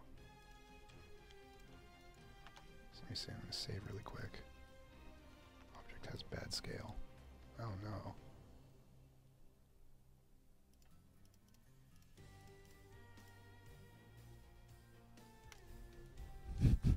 Someone's looking out for me. Select Hossin props water.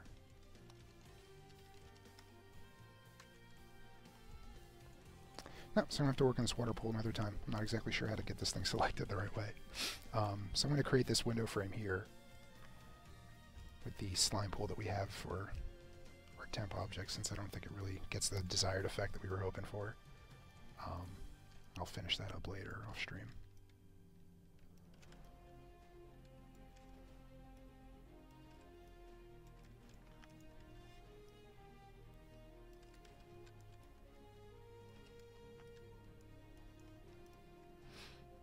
Copy these pieces down.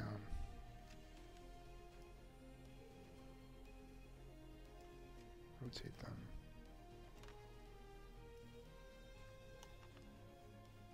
Rotate them again since they're facing the wrong way.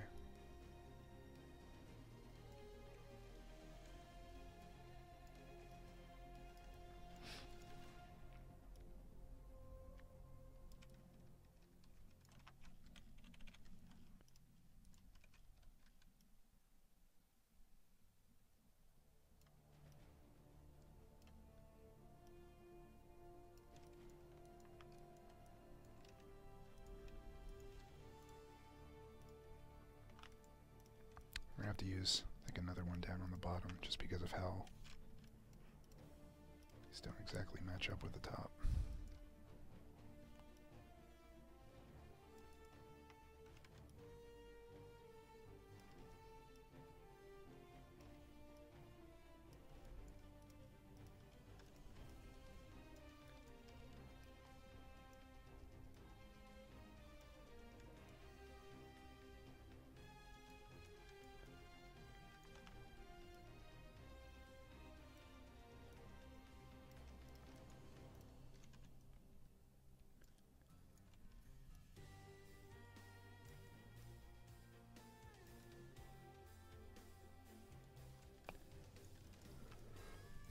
So there we go.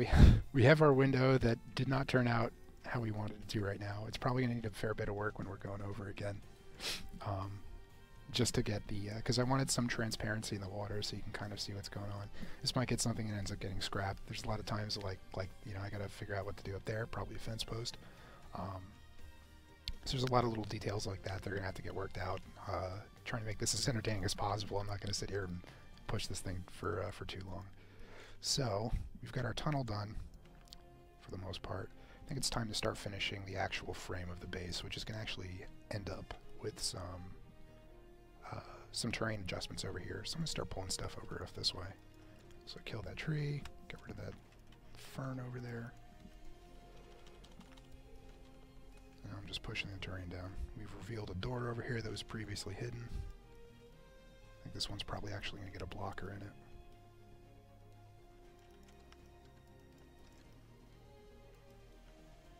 This whole side is going to be a little bit steeper over here just to prevent players from from coming up to the spawn area, which I'm going to probably put over here. I think this little mountain over here is probably going to get some of it flattened to make room for the spawn room and the teleporter room, which I have pre-placed over here. So, random username. I'm going to be doing this for probably another 2 hours or so. We're trying to get a fair amount of work done on these, done on stream. So.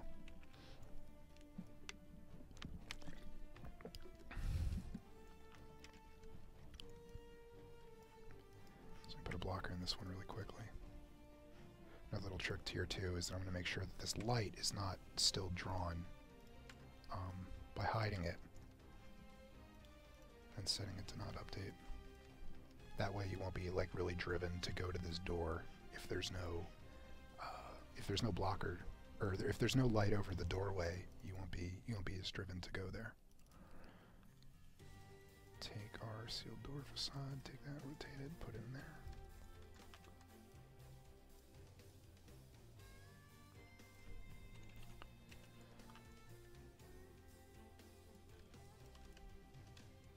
There you go.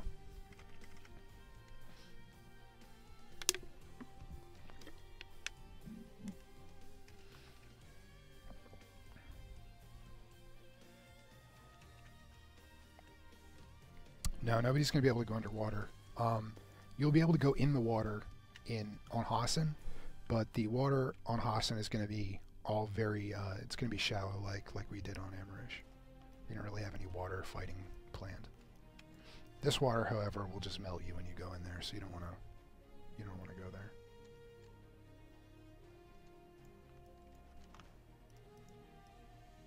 Same thing, clean the mud out of the actual building. Still some spots left over. Looks like it's clean now. Rather than have this look like it's very poorly planned out by the people that own this base, I'm going to put some dirt out here.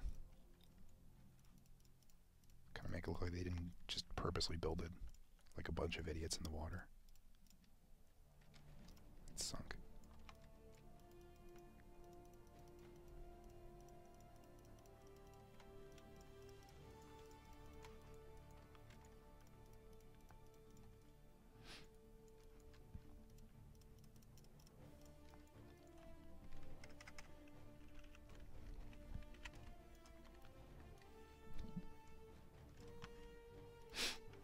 Since I have little stuff that I have like laying around the exterior of the base like this, just trying to figure out what sort of kind of themed cover props for the outside of the base, rather than just having everything be really based on natural materials like the trees and the rocks and stuff. I like to theme bases with a little bit of themed cover. In this case, we have these big centrifuge chemical tanks that you can just kind of like throw out here that are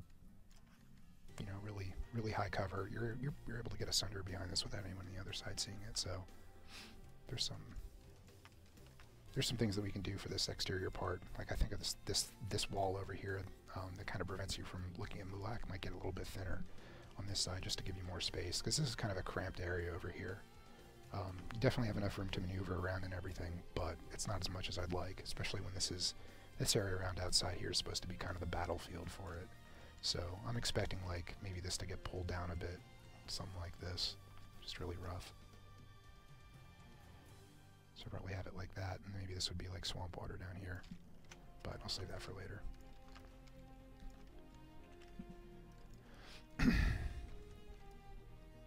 So yeah, now we have, turn off the lights. So now we have this to prop up. We've got this exterior over here that we're working on. Continue with this right now. So I think I'm going to add the option of making this part something that you can walk on, so that you're able to use this door over here that we've had obscured for a while now.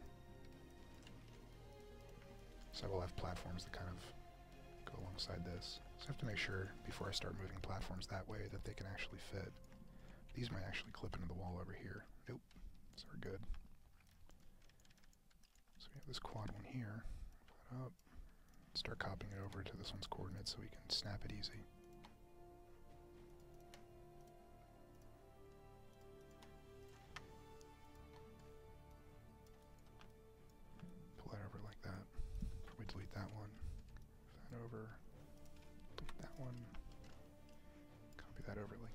So we probably want another mining platform to come out, which means I'm going to have it stick out a bit over here.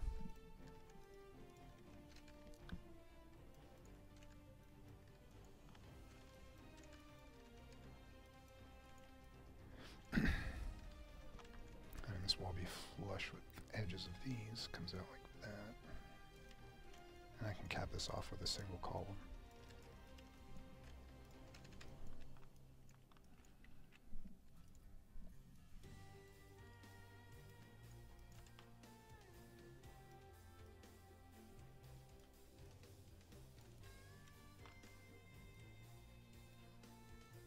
Columns are just big fence posts, really.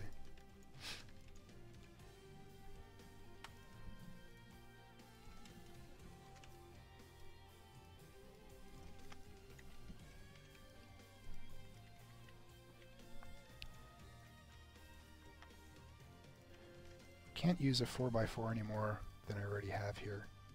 I could definitely use a 4x4 and this entire spot would take it up, and then I would have the extra space around here. Guess that's possible. We can go with that, dude. Let's do that. Now I can't use a column here, though. I'm gonna have to clean it up. Something else.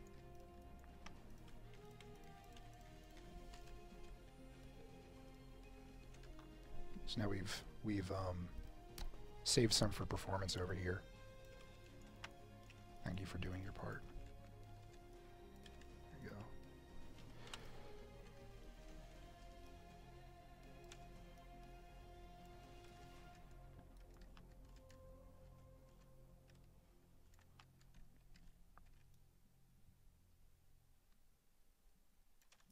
There we go.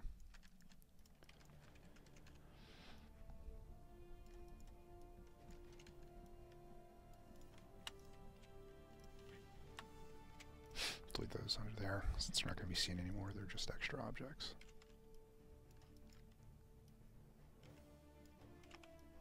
Move this over here. Make sure that we're not clipping into our underground area that we labored so hard on. Yep. So we're safe on that end. And this isn't coming through. It's not Z fighting. So it looks like our platforms here are good. So I've worked on this exterior frame here to get this corner finished. It's probably time to start taking a look at the spawn rooms now and where they're going to go. That means we're finalizing a lot of the little stuff in the game, like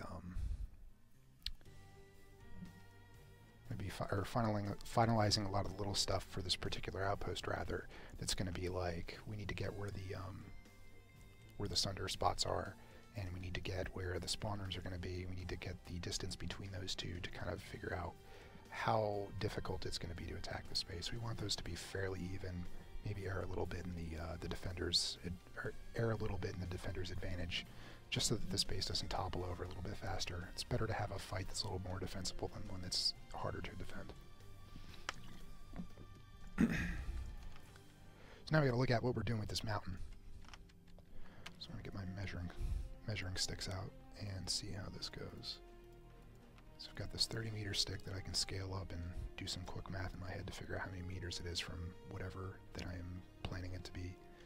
Now I've got to take a look at the exterior of the base and figure out where our sunder point's going to be. How far do we want the attacker to come out before they're, or how far do we want the attacker to park away from the actual exterior of the base? So there's a few different things that we can do to kind of get that out. So first we should work on the spawns. This is the most important part to work when we're trying to figure out the actual distances between things. Switching the scene tool lags a little bit. There we go. Tell me that has bad scale. Those objects are perfect scale. It's upset that I used the smaller scale for these slime pools here. And just kind of a warning to make sure that you catch it if it was something that you didn't intend to do.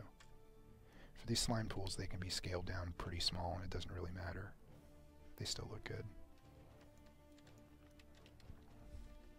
Alright, so let's take a look at this meter stick. I have two of them out now. So I'm going to set this thing to 90 meters. Actually, let's set it to 90, 120, 150 meters. I think that's going to be a little bit too far. So we'll go 120.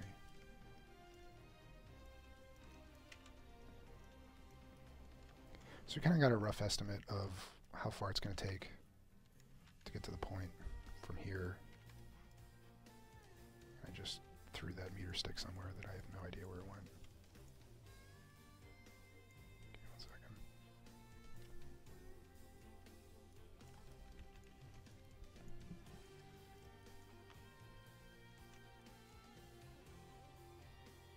So apparently I did something with the group which takes a little bit to undo. Because it's a bunch of objects. There we go. Okay, so now we're back at that save. It's the 4. I've got 120 meter stick here. Copy this over this point. Kind of look at where it's going to go from these attacking points that we have set up. So let's assume the cap point for this thing is going to be in the center of the room.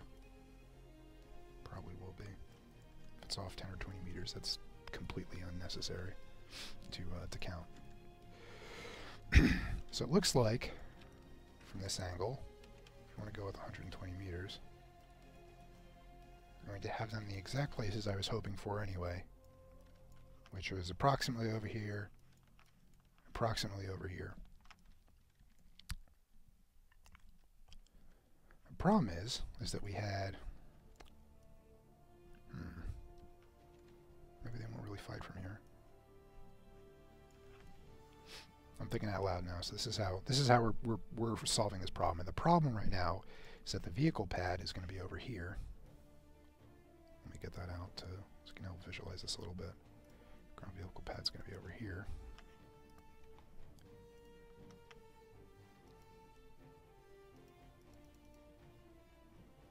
Scene tool lagging again.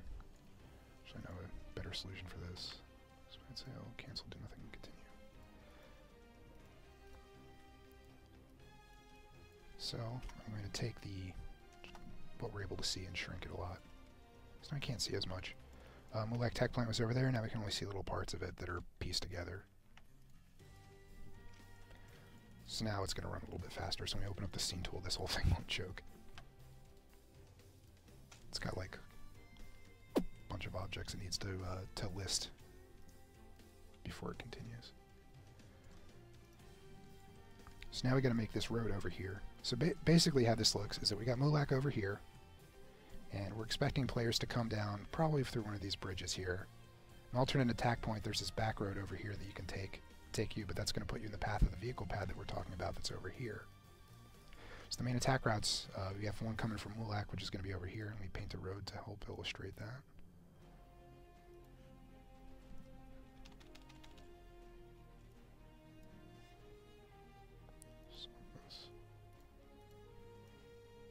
Looks like we ran out of textures on these chunks. Yep, so now so this is one of the things we're looking at. So I can show you this part of the tool. We've got a bunch of, we can have up to 5 textures per chunk, or per tile rather. So down here is where we have the 5 that are being used over here, and then we have the extra ones, the 6th one, which is the road texture. Since we don't really have any growth, or we don't have any grass here, we can safely delete those. So I'm going to get rid of the grass one, since that's supposed to be used for highlands. Now we have the road texture that I had painted down previously showed up as a very ugly blob. So I'm going to turn the strength down to like 20, and the softness to 50 so it looks a little bit more natural. Go over it again. Have the brushes.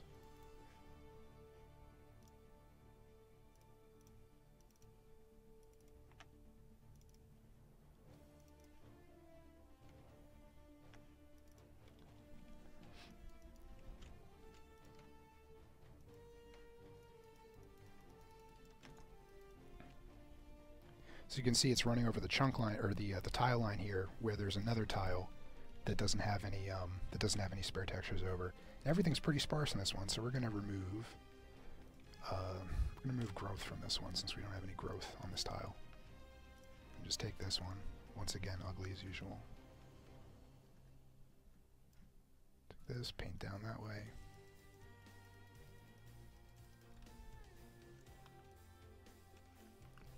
You notice the water texture is off of the bubble that we're in right now, so it's actually not rendered. So this stuff that we see under here is this particular texture that's painted down is going to do stuff like put lily pads and you know, kind of like stuff that would be growing in swamp water on the surface of the water actually. So that's how the radial floor is done for that. It's actually hooked up to whatever the texture that's painted with. So we've got this road going into the water now, or there would be water here if it was rendering. We've also got these roads here, which are not supposed to be here, I believe. This used to be a building. We prevent flora from growing through the building when you're walking through it by painting road under it. That's kind of our trick for getting rid of flora from buildings. So clear out some of these roads over here. These are all left over from the base that was here before when I was cleaning it up.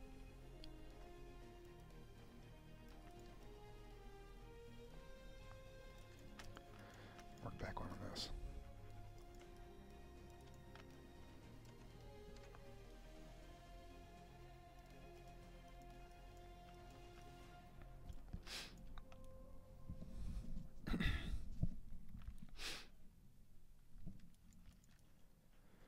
So that's that.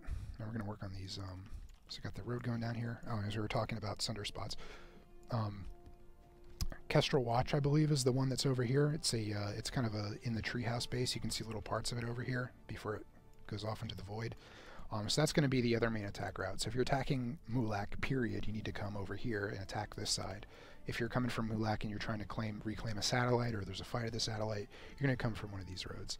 So we need to support these two roads as the major places where you'd park a sunder. This one over here, I think we have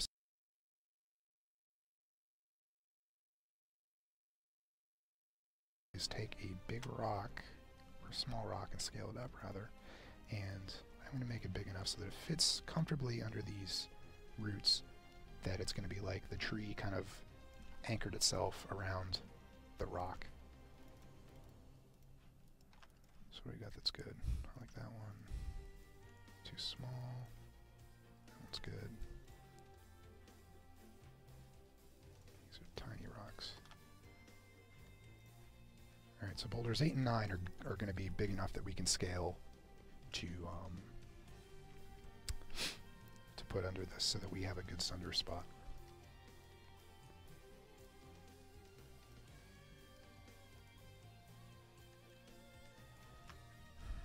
I have to do some squeezing these in here without making them look awful. I just moved the tree and that messed that up.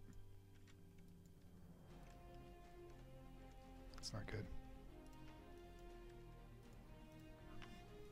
I gotta refresh this tree really quick.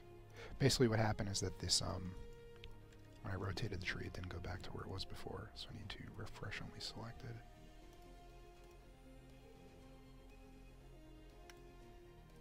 I'm gonna hold off on that.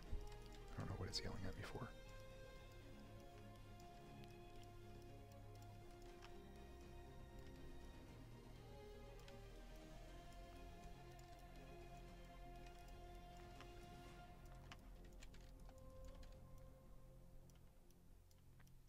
This looks like it's going to fit pretty well over here.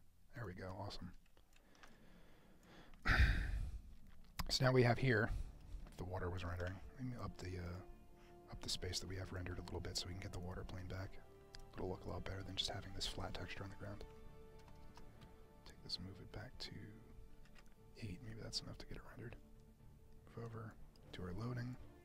There we go, there's our water plane. So now, as you can see, we have a sunder spot that's over here that's relatively safe. If you're going to attack it and try to blow it up, you've got the easiest way to get it is to pull your whatever vehicle you have and roll it over here and try to attack your sunder. So tanks and stuff are going to be coming down here, and that's definitely going to be something that's going to be infantry players are going to be wary of and have to set up mines in the water, which are going to be really powerful. It's going to be a lot more difficult to see them. So tanks are going to want to run mine guard, I think, a bit on Hossin, more than they do on other continents. But there's a good sunder spot. You've got these rocks kind of like being, grown around by this big tree over here, and it's going to provide enough cover for you to get there. There's not really any cracks that you're able to go through there and do anything like C4 the sunder. So I think this is a pretty good spot. rotate this rock a little bit more. Scale it.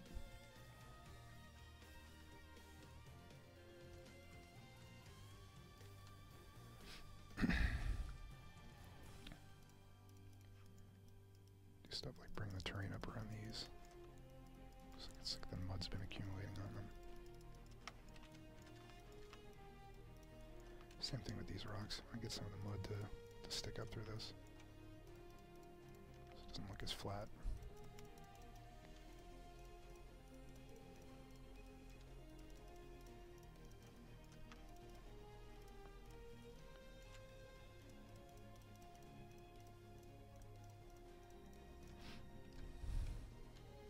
Got that. Now if you take one of the Sunder dummies, I'm going to save it because this thing has been known to crash this client. DPO, static vehicles, Sunder. So I've got a glorious NC Sunder over here, and it's just it's able to hang out behind here without too much danger of getting blown up until they turn this corner. That's where you start putting stuff like we're able to take this rock here, take it, flip it, and make it look like it's a totally different rock and absolutely not the same one that we just placed. Shrink it down a little bit. There you go. You've got a very distinct, obvious road that goes through here, but now you've got to you've got to actually commit to going around here. Anybody that's in the Sunder trying to defend it's going to be able to defend it if they have enough people at it. Otherwise, any tanks that are going to be spawning out of this vehicle spawner over here are going to be pretty powerful. Like I said, you've got this entire swamp to start placing things down. There's very obvious choke points. Mines over here, mines over here, or over here are going to be enough to stop this thing when it comes by. It's going to be very important for, you know, engineers to help defend their Sunders too. That's good. I'm going to bring up some dirt around this rock over here.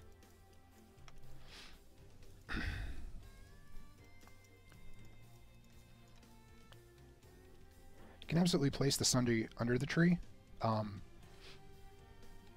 Part of the problem with putting the Sunder under the tree, as someone asked, is that you've got roots around like this.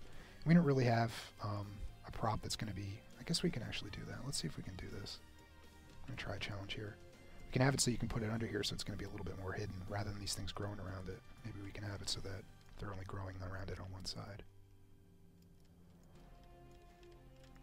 Let's see what gaps we still have going over here.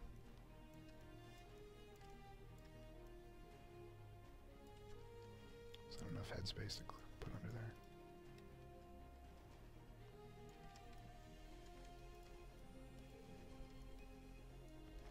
Change this into local. Might be able to flatten, to be able to scale this rock flat enough. You have some clearance under here. I'm trying to have to clean up this dirt again, but... So yeah, now we can have it so that you can park. Let's see. I could probably get this better.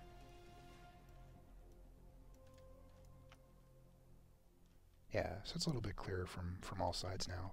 Infantry defending it can hide behind the big root over here to duck and take some shots with a decimator or get inside the... I mean, basilisks are amazing at taking out... they're kind of an all-purpose weapon, but they're great at taking out other Sunders and tanks.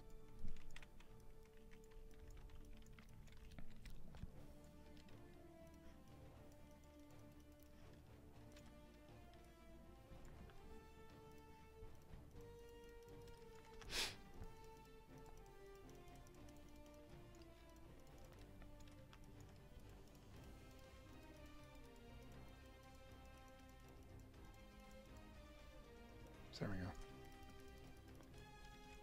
Make sure it looks like it's actually built up.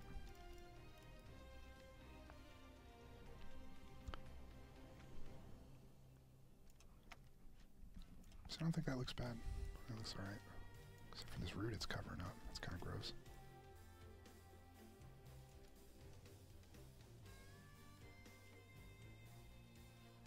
There we go. Okay, cool. So now this now this tree is covering these roots up, or the rocks up pretty well. Doesn't look like there's too much clipping through here that's ugly. I think it looks pretty alright. Yeah, it looks cool.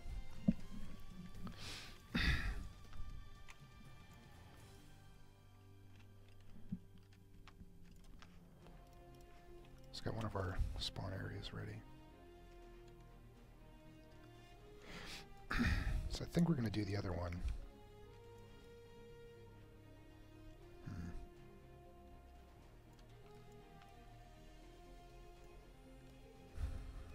I'll put a rock over here.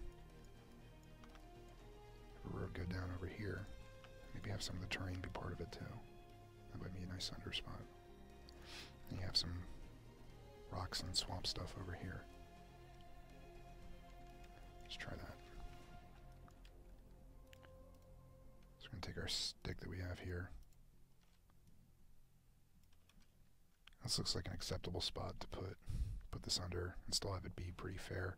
You've got some twisting and turning to do in here. It's probably going to be a little longer than 120 meters, I believe this is. But the defenders are going to have to do some twisting and turning too to get through there.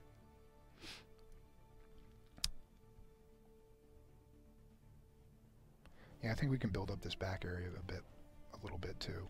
If we give them, if there's plenty of options for defenders to get out there, and if they can't just jump over going down the hill, I think we'll probably have a pretty solid base set up here. No deploy zones are manually spawned, as someone's asking. I'll show you how that's kind of handled. So what we do here is that I take an area. This sphere's only for the no deploy zones. Take the sphere, kind of move it where we want it to be, and we kind of have it kind of straddle the line between the spawn room and where the cap point is. So it'd probably be something like this.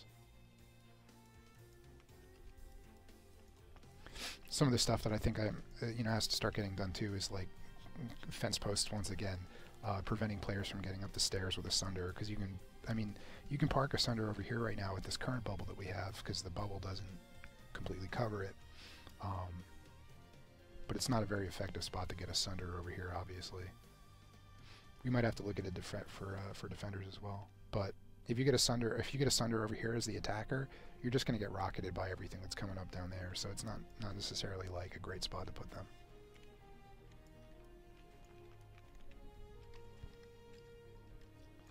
So we're going to back at our other sunder spot here. So we got to get one of our either 8 rock or a 9 rock again. These Hossin rocks, boulders. Got our 8, got our 9. Just gonna try that.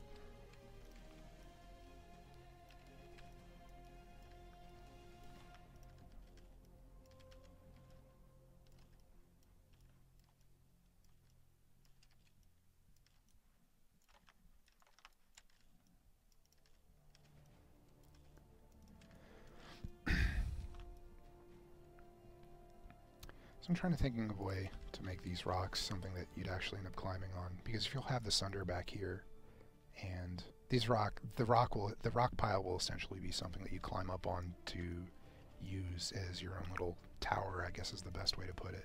So the sunder's over here. Let's imagine it's in the dirt. You climb up on top of the rock and you're able to do shots and stuff over, taking shots of people coming up at you this way, and then retreat back to your safer sunder spot. But we got to move this thing down before we even start like daydreaming about that.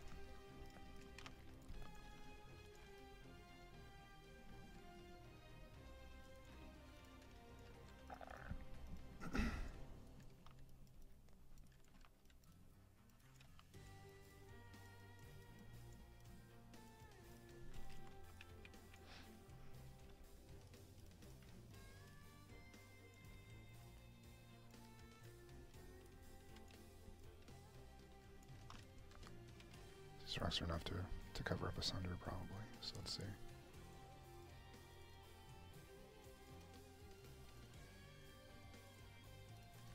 Yeah, it's more than enough. You're able to climb up here too.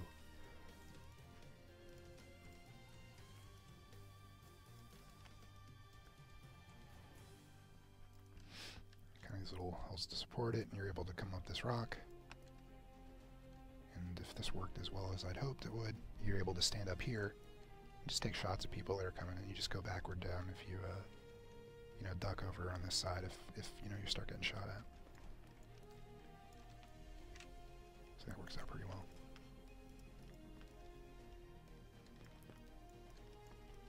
And what I want to do here to prevent it just having an easy line of sight from the vehicle pad to go down here is I'm going to put some line of sight breakers on this part here. That's probably just going to be more rocks and maybe some smaller trees or something. We have these weeping willow looking trees that are pretty good for that.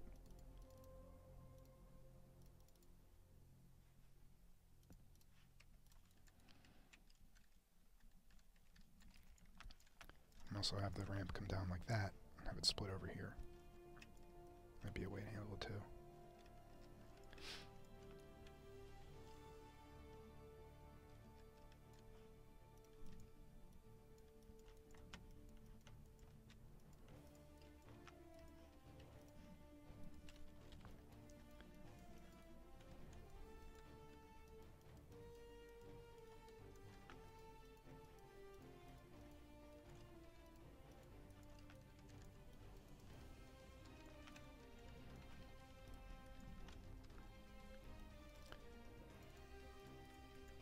One of these smaller rocks to block line of sight if you wanted to park over there. That way they have to come up pretty close to even be able to start taking shots at you. Yeah, you're totally hidden. If a tank's over here, they're gonna have to go over here to do that. So there we have our second Sunder spot now.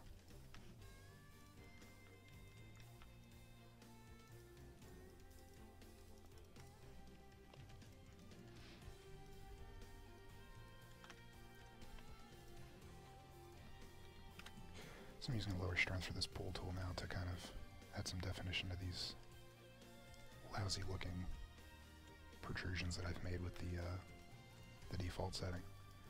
So what I'm going to do is just try and paint some rock on these so they look a little bit less awful.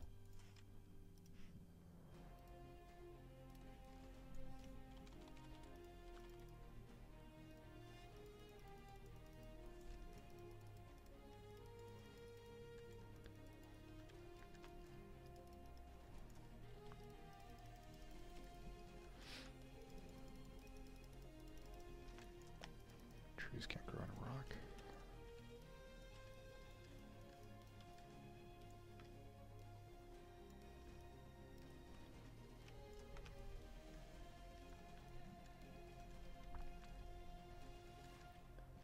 So yeah, that's alright. I'm going to put a little road over here.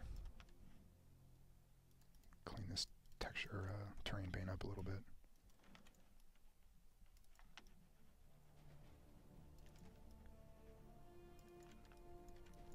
Rock really shouldn't be flat on the ground on Hossin just because you're expecting mud to, you know, mud and rain and everything to wash over it and just be totally covered in just dirt all the time.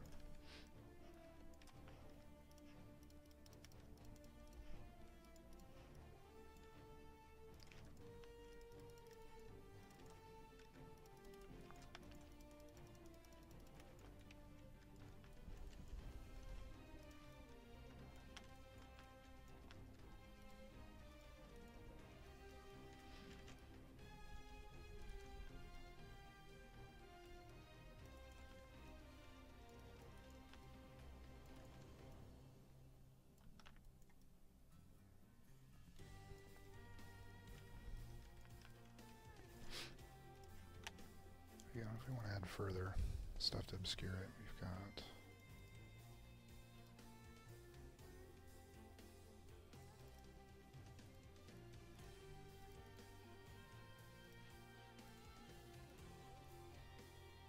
where those weird things go. There we go.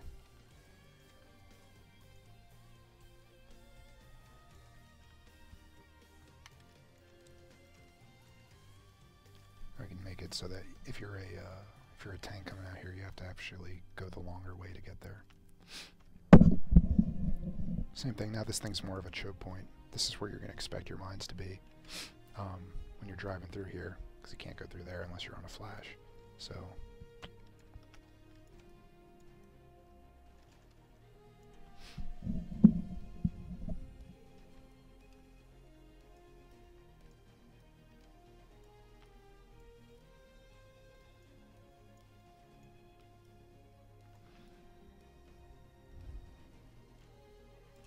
alright, so I think we're going to take a look at our spawn rooms now. Where we're going to put those. These are obviously a little close to the point for my comfort.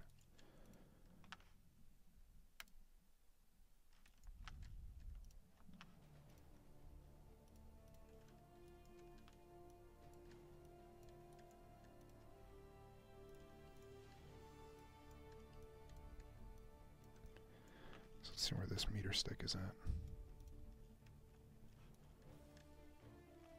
It's in the mountain. Fairly deep in. So we're going to have to take out some of this terrain over here, exactly what we want to do with it.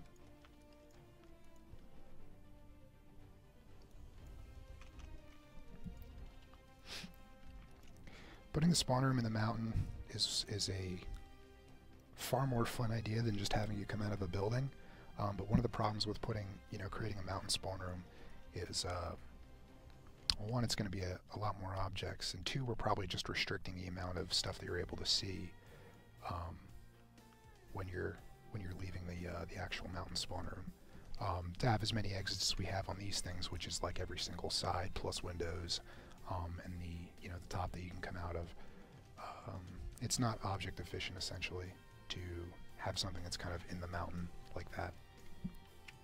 As cool of an idea as it is, it might be something that we would be able to get with an extra prop set, but it's probably not very high up on our list of priorities.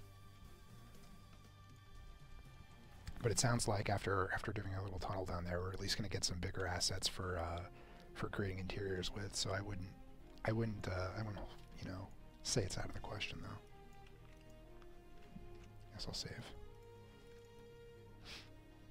I mean, the good news is if it did crash, I can just replicate everything I did by just watching this over again.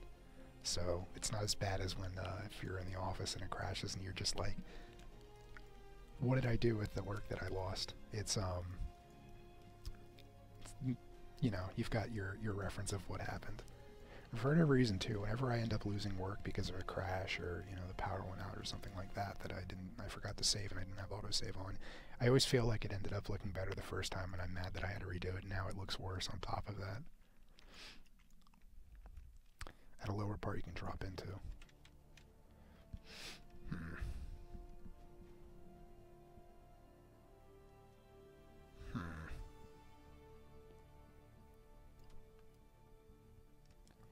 Might be able to do something like that.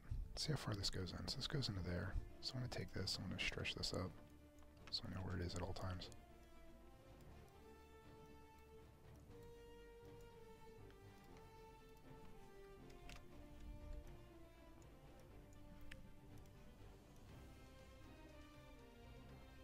I think that's going to work as well as I'd like it to.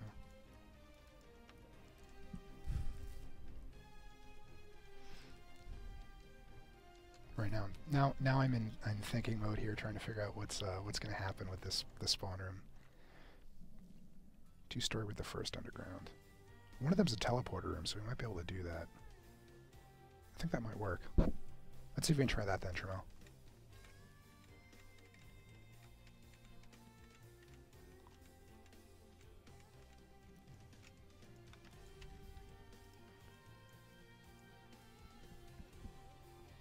The spawn room is on top, goes down to the teleporter room.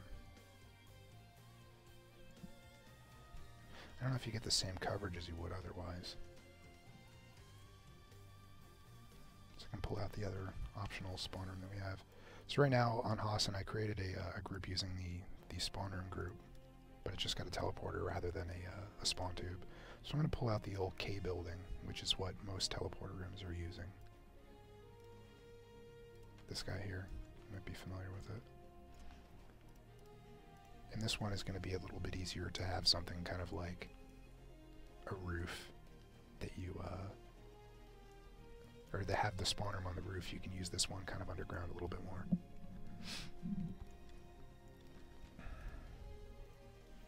Because the roof of the original spawner, this teleporter room that I'm showing you guys, has this big balcony on it.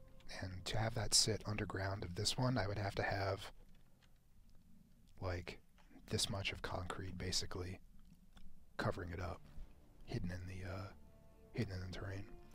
So I might use this one, which only requires a little bit of room to keep that one hidden. I might be able to just put a concrete slab over it and call it a day. That might work.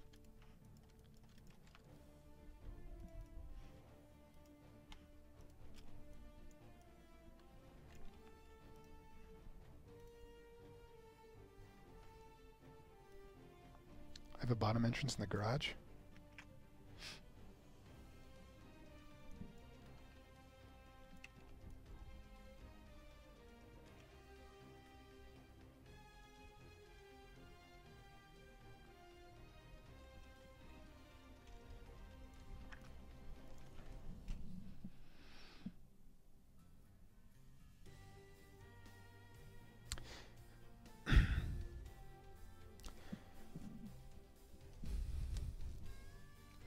I'm seeing suggestions, and it's difficult to kind of visualize just through, you know, like a line of text to what someone's saying.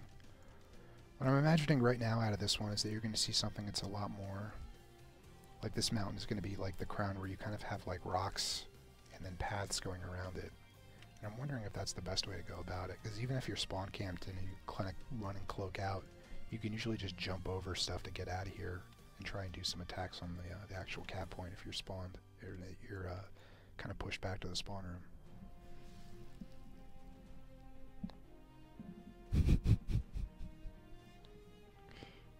Clegg didn't care about the roof balcony.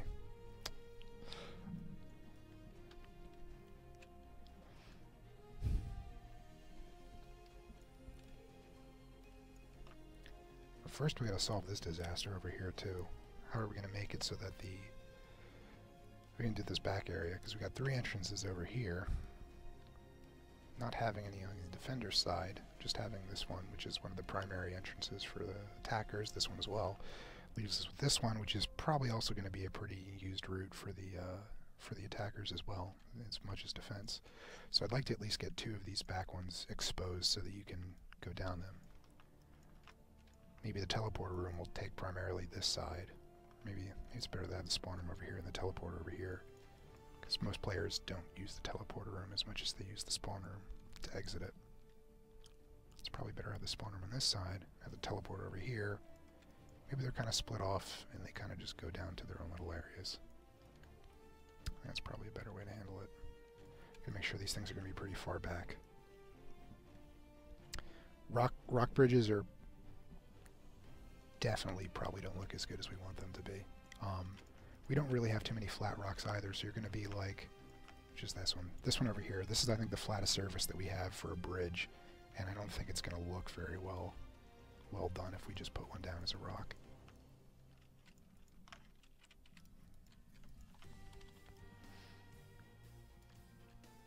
So I'm taking a level brush and going back here, just kind of clearing some space off for it.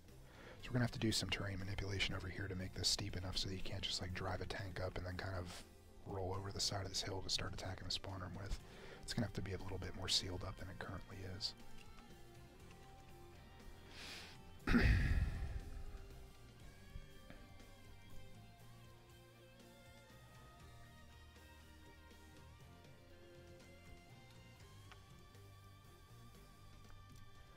I think with people not using the teleporter room, Alanim is a lot of the time it's just better. Unless you're spawn camp, there's usually no reason to use the teleporter room. You might as well just run out of the spawn room.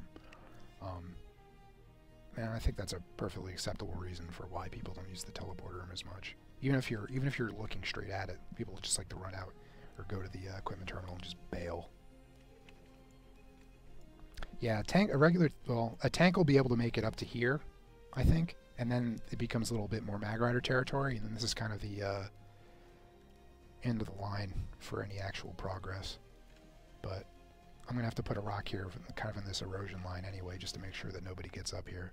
Somebody being up here, a tank being up here isn't going to do a whole lot of damage, but even if it's a Mag Rider pointing down, you're still going to get a few kills out of it, and it's kind of a cheesy way.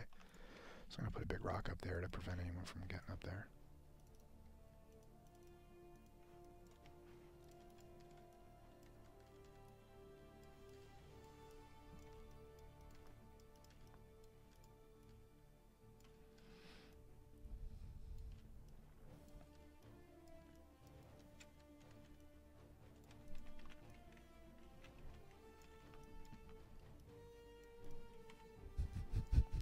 Lake of Ill-Omeed.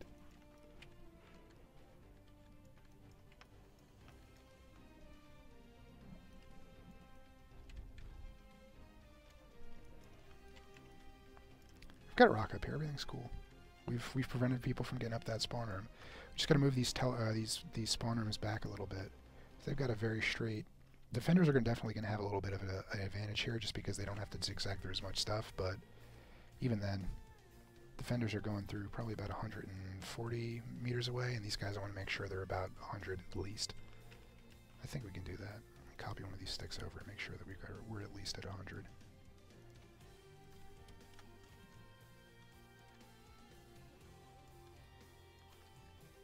Actually, let's take these, move them down. So they're actually pointing the center of this.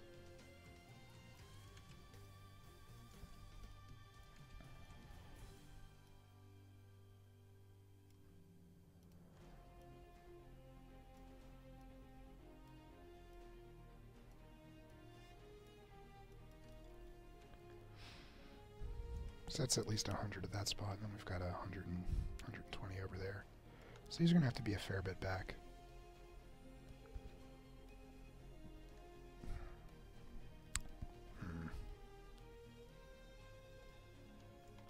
We may get a tunnel out of this, guys. What I'm going to do is for these particular markers is take them, rotate them up like that.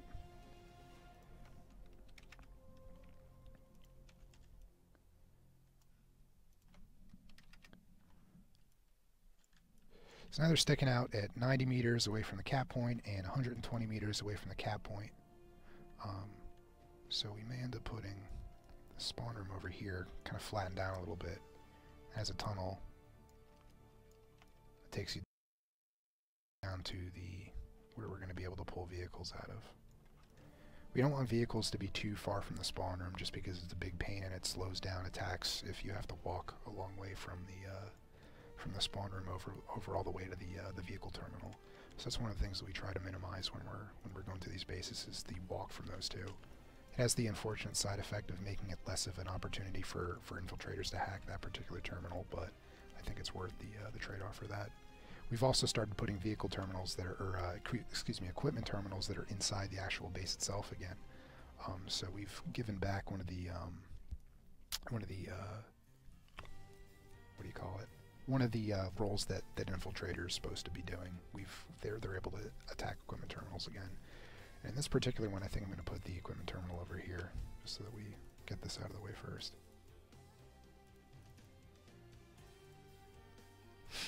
This kind of has two reasons why it's over here. One, it's in a building, and we don't have any buildings over by the chemical water area. And two, this also favors the people that own Mulac a little bit more if they're able to gain a foothold in this research facility building room. So if we've got a equipment terminal over here, when I find it, control unit, equipment. Let's get this guy over in the corner over here. So this kind of gives a little bit more of an advantage towards attackers that are coming from Mulac as opposed to attackers that are coming from Kestrel Watch over this way.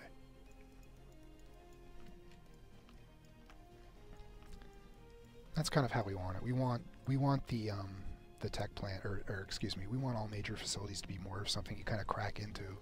And there's still a fight after you capture the main tech plant here. We still want the fight from Mulac to the Mulac chemical treatment over here to be an actual fight. But it's not as big of a deal as when you're coming from Kestrel Watch over here, making this trudge up here. Even though the Sunder spot I think is a little bit better, you're going to have more support coming from this side. Vehicles are going to be pouring out of Mulac over here, as opposed to Kestrel Watch over here, which is going to have a little bit of a disadvantage of it being a small outpost. You're only going to be able to get Sunders and quads and harassers out of this spawn point, and it's not going to be as effective as pulling tanks from Mulac when you own that.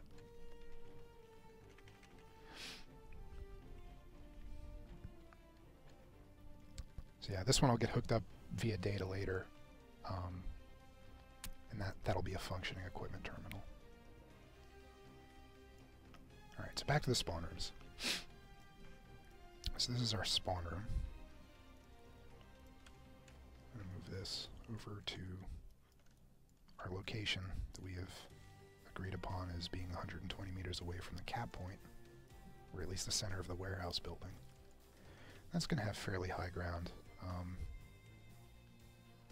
have to figure out a way. I might lop off the top of this mountain to make it so that they're more of a high ground.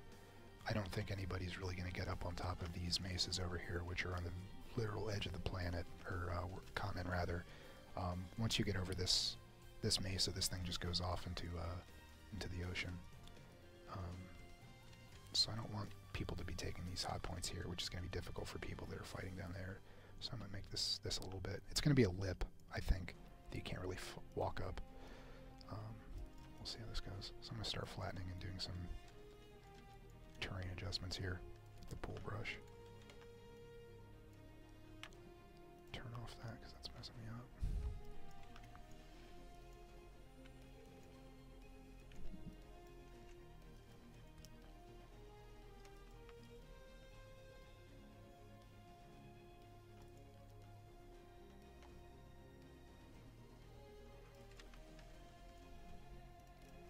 Just make this easy. I'm cutting that off.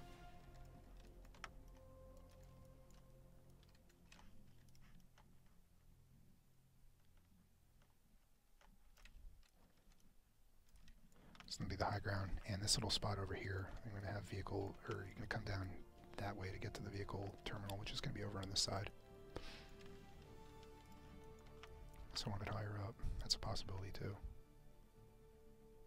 Yeah, I could have it up here. Let's take a look at how that'll look. Start kind of doing some rough blueprints of how we want this to come off over here. So I'm thinking this platform that your vehicle terminal is going to be on might be a little bit terraced. And then it's up on this high ridge, or relatively high ground over here. You're overlooking. You can see the vehicle pad and the road it's going to take off when it, when you go off. Just to kind of give it that high ground feeling, and you know where your vehicle's going. The road clearly goes off into this, and you know where it's stopping and everything like that. Still going to make this lower.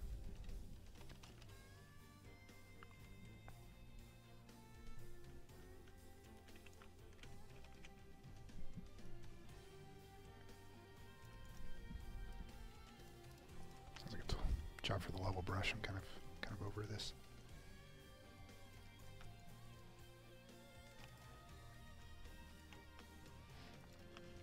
There we go. Just going to copy one of these sticks over to make sure I know where it's stopping.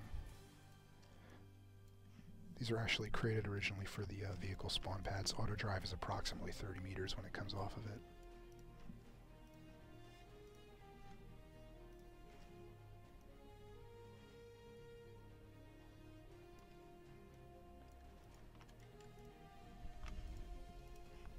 Move this vehicle pad lower to the ground. I want to have enough clearance that you can't do anything cheesy to try and get over the obvious barrier that I have put to prevent you from getting up there. This is probably going to be pretty low in there. Oh, maybe it's in a canal, I don't know.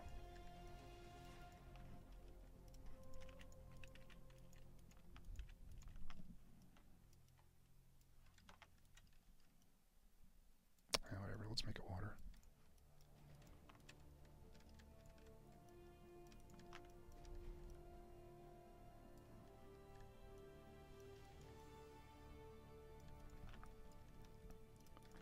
So you have this side of this that's been exposed a bit since. So I'm actually going to take another, excuse me,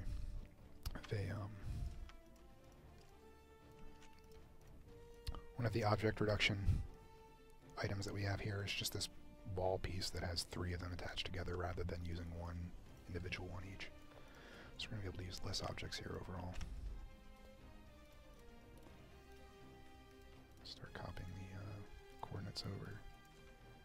Rotate it, hide it, delete the originals, unhide it, and now there will be one in its place. And just copy this one over. So it adds a unique object essentially, which is, even though it's using the same texture sheet and everything like that, it adds a unique object. But it's less objects overall.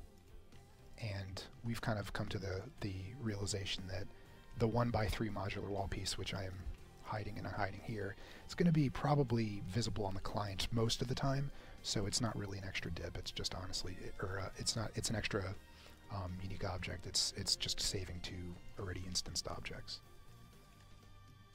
Basically, it's a performance gain. So I don't know what we're doing in the back here. So I'm going to put this back wall. I don't know if this is going to be a solid muddy wall or if it's going to be something more man-made. So I'm just going to leave that there. This thing needs to get straightened out because it is sideways.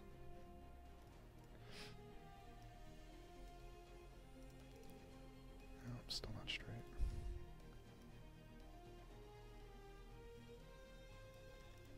There we go, 180 degrees.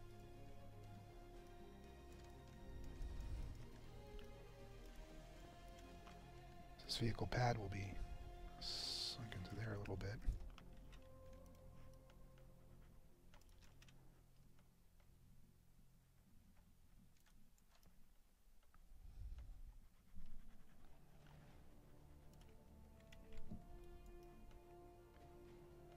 So I'm just smoothing this out. We want to get those jagged edges down here underwater. There we go. Same thing with these obvious shadow things over there. That's another thing I think. So I think this is the time to take this and start making this lower. Having the effect that this is going deeper than I need to over here, so this is going to have to be leveled up again so you don't end up going underwater and having your vision go all wacky.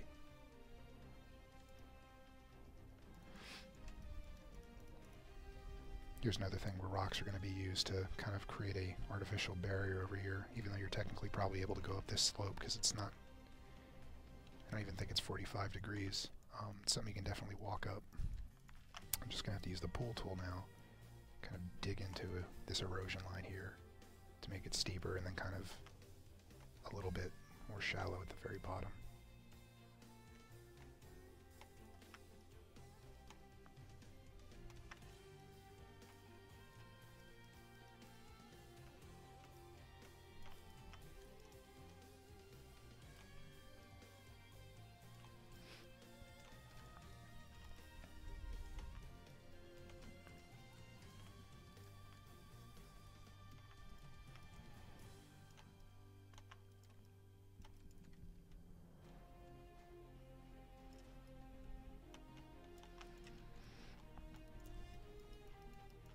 Have this kind of be lower to the ground. There's no reason to have you come out of a big muddy tunnel, I guess. If you want to, you're able to drive up over this and go off this way. Under the tree.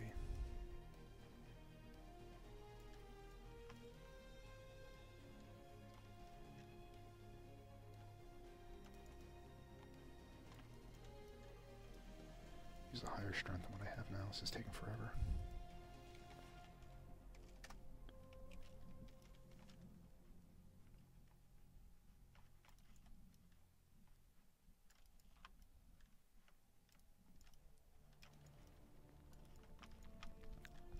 So I definitely jump around when I'm doing my my work. I definitely jump around. It's hard to focus on one thing when there's a lot of moving parts on any given base. As you can see, I was talking about the spawn rooms, but I immediately got distracted by, okay, well, we need to make this vehicle pad a little bit, clearer where it's going, because we have to work on where the vehicle terminal is going to be, which is up on this terrace, possibly. May not actually end up there. What I'm imagining is a big kind of retaining wall for a big mud wall over here. It's going to have stairs going down it, so we got to start getting that together too. There's a lot of little details on this, and I'm not exactly sure yet. Things kind of click into place when you're a lot closer done with it, but even then you may not know exactly what you want, or things may change when you're kind of over the entire life of the base when you're building it.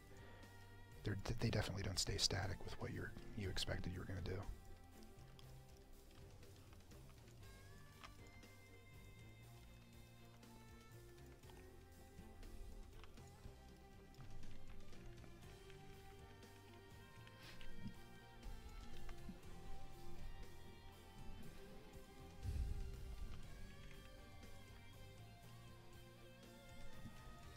I don't think I want to do a vehicle terminal on the roof. I'm going to do this terrace up here that's going to have platforms under it that you're going to be able to look down on your vehicle pad over here. Just kind of decide where you want to go from there.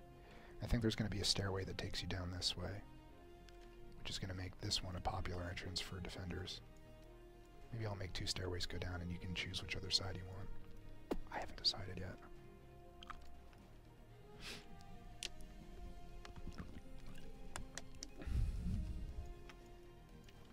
Still gotta work on this guy though.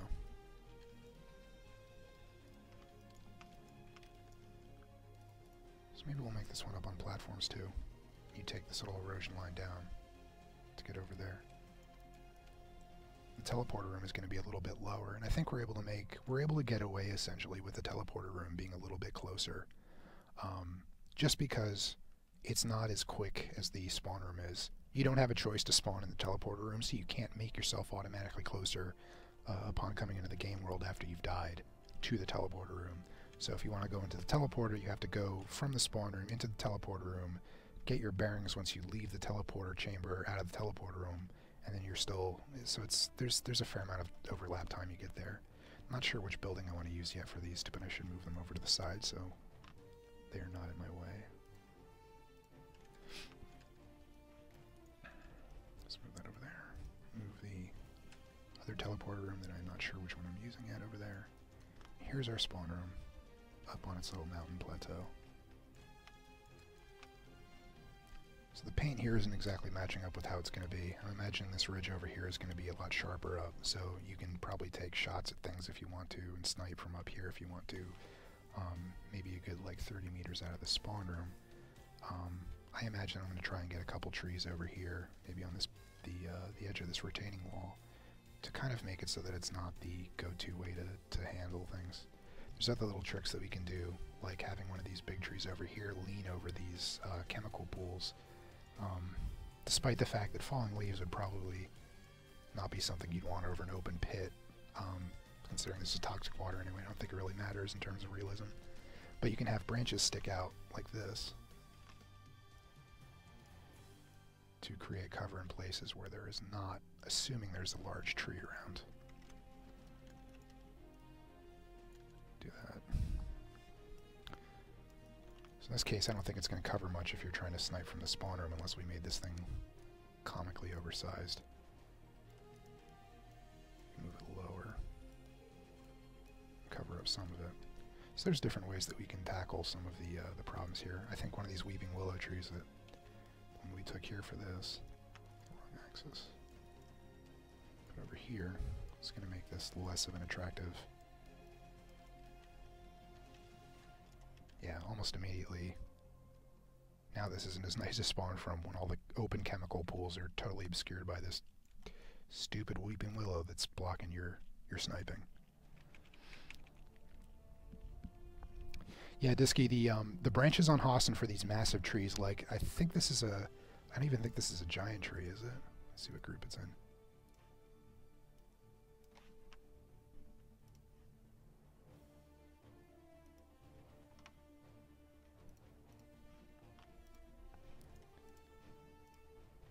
Yeah, this is one of the giant trees. We've got ones that are... Okay, so yeah, we've got the medium-sized tree over here, and then we've got a giant-sized one. And then we've got the smaller weeping willow trees. But yeah, on the medium and giant trees, the individual branches are actually individual objects, and the stump is the only part of the tree that's kind of like not foliage. So we're able to copy branches off and pull them down if we want to have covered lower on these things. By default, they're all up on the treetops by themselves, but you know, a designer has the option to do otherwise.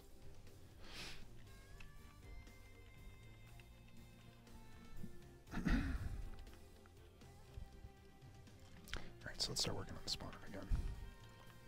Kind of worked our little sniping issue that may or may not crop up over here by making this less of a attractive target. Anybody that's stopping over here, probably gonna have to add another one to make this less of a attractive spot. So you have to come down the kind of lower areas like over here. But anyone stopping behind these these crates or something, and you have a clear shot on, they're going to be taking heavy shots from any snipers that are coming over here. So I don't want to punch them too bad. This is definitely going to be one of the major attack routes, and I don't want it to be totally hampered by sniping, even though I do want sniping to be an option. I think just for the sake of these things bothering me, I'm going to cover them up, because I don't think we're going to have rooftop entrances in this thing.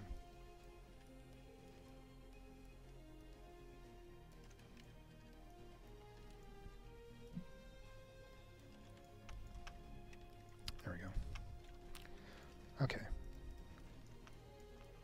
Back to this. So we're going to have a path that comes down to this little terrace here, and there's going to be another path over here, which I think we can probably start outlining.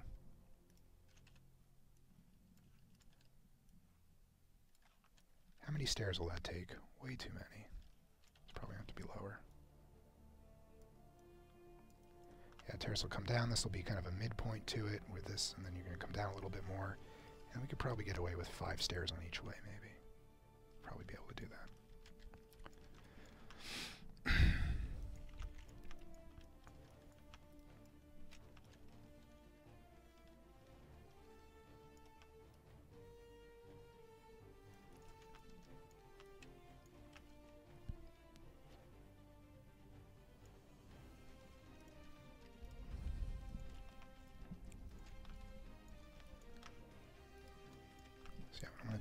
this easy. Because I'm looking and I'm trying to think of how steep this is going to be.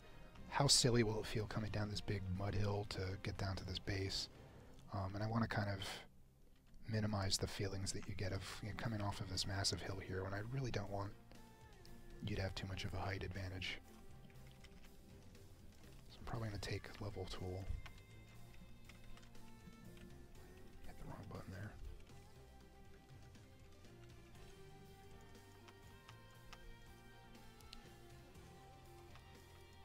I got lost for a second.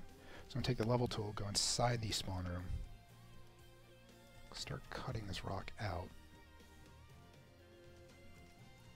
Now I have a good place where I want to put the route to get down to this terrace where the vehicle spawner will be.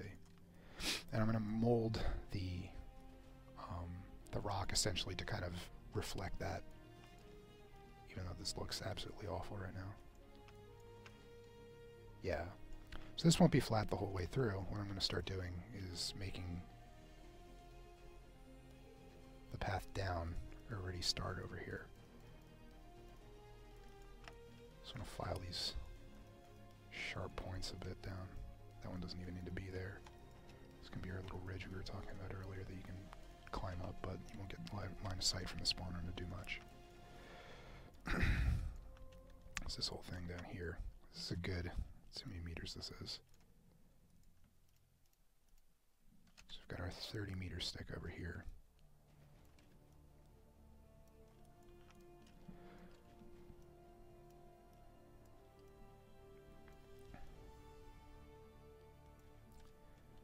So yeah, it looks like the slope is going to be about 30 meters down. That's being pretty nice about it too. Looks like this is going to be a pretty steep slope. So I have to go set the strength up on this pull tool a little bit down. Start carving it out a little bit more.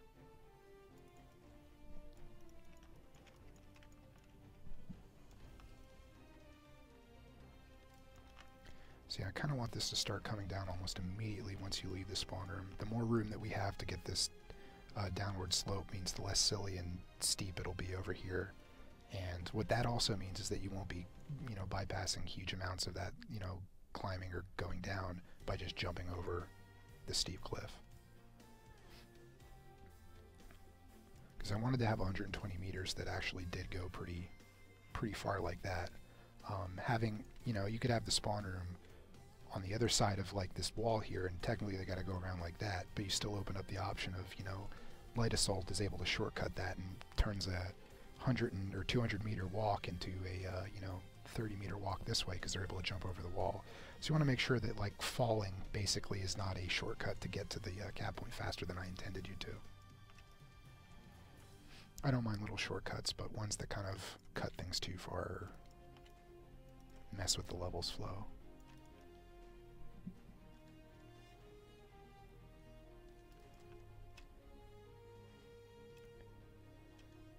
We're getting kind of close to this terrace. What's going to happen is that you'll probably see like a rock jut out over here, and then maybe have a little road that comes down like that. Maybe I'll just make the terrace a little bit higher. So we've got this road that's going to go alongside the side of this mountain. It's going to hook up into the stairway here that I was talking about. And there's your little shortcut, is that you just jump over the side. You'll take falling damage, but if you're trying to get to the cap point faster, if it's something like a, your last stand, where if you're going to die anyway if they capture it, so you might as well take that risk and do that sort of stuff that way. This is absolutely all climbable hill though. That's not as far as I wanted to go.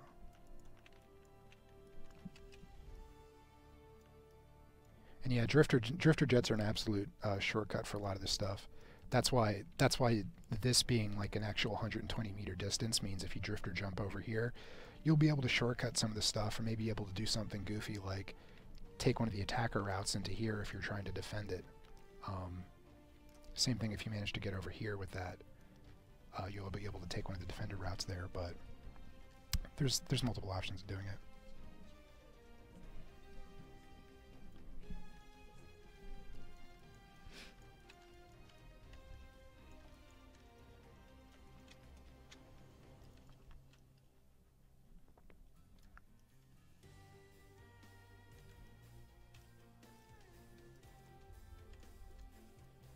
So there's a lot of things that, like looking at this now, like, well, do we ever need these mountains to be as high up as they were before?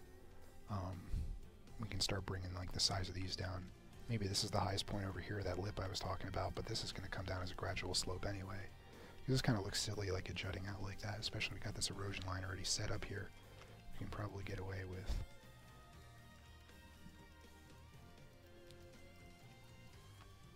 Go like that. Even still, when you're down here, you still don't have line of sight on the spawn room at all, so we do want to cover up the guys coming down the hill a little bit, because I don't intend this spawn room area to be a very, very active combat area. I think that kind of starts around here rather than up there.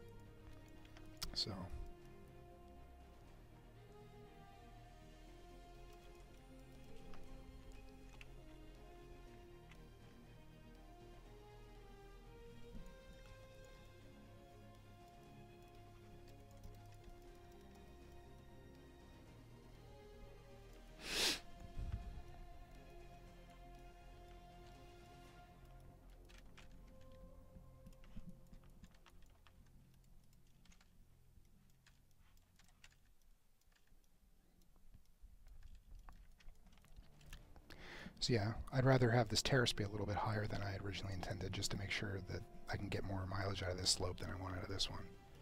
So I'm going to move this up a little bit. Actually, let me get a dummy up here too.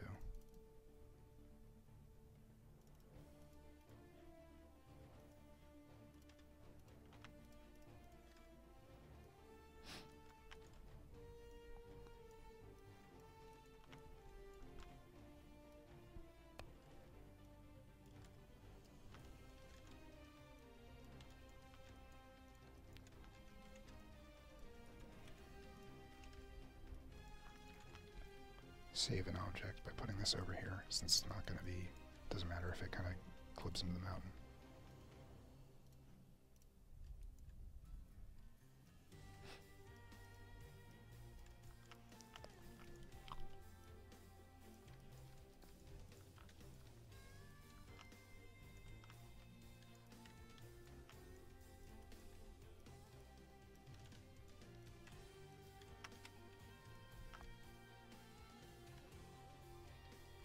There we go.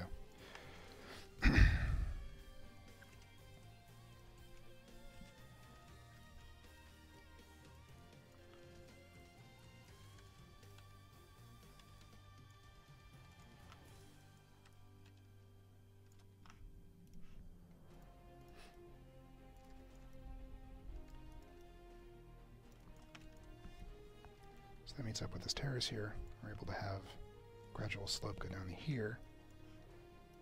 We should start getting the stairs for this thing set up.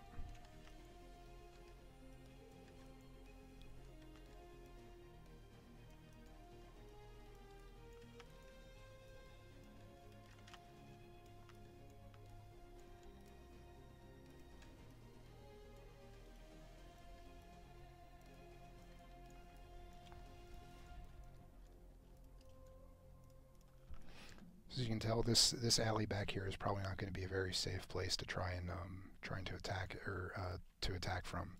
You're going to want to come up, if you want to even stand a chance. You're going to be one up on one of these the stairway over here, because this is going to have people just jumping on top of you while you're trying to look up and shoot at them.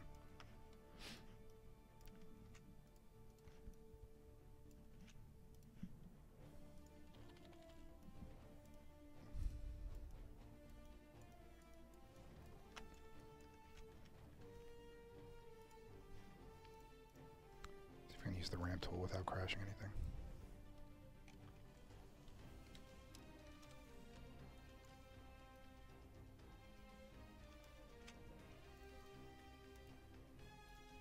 Down only. I have to have it set up first.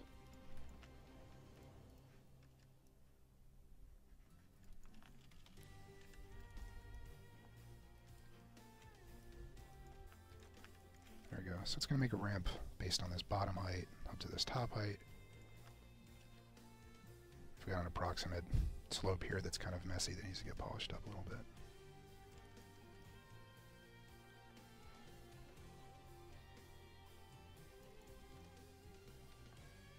all this road or all this mountainside is going to have to get like repainted and stuff to kind of reflect what's going on here. You want to have rock faces on stuff that looks like it's been carved out. Like if I left it like this, you'd have a very sharp rock face like that there, maybe highlight it a little bit.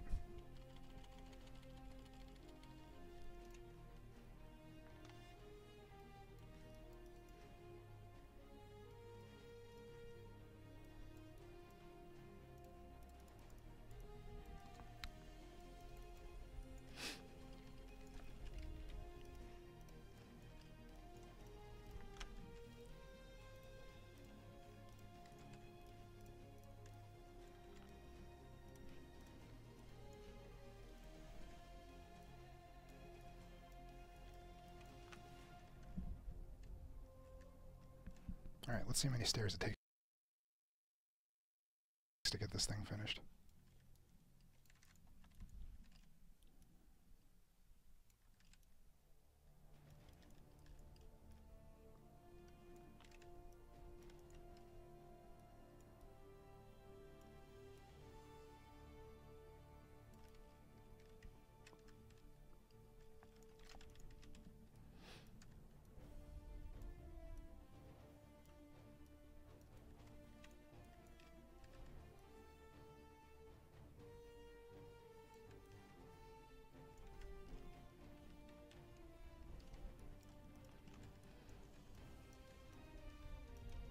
Looks like the answer was 6 and not 5.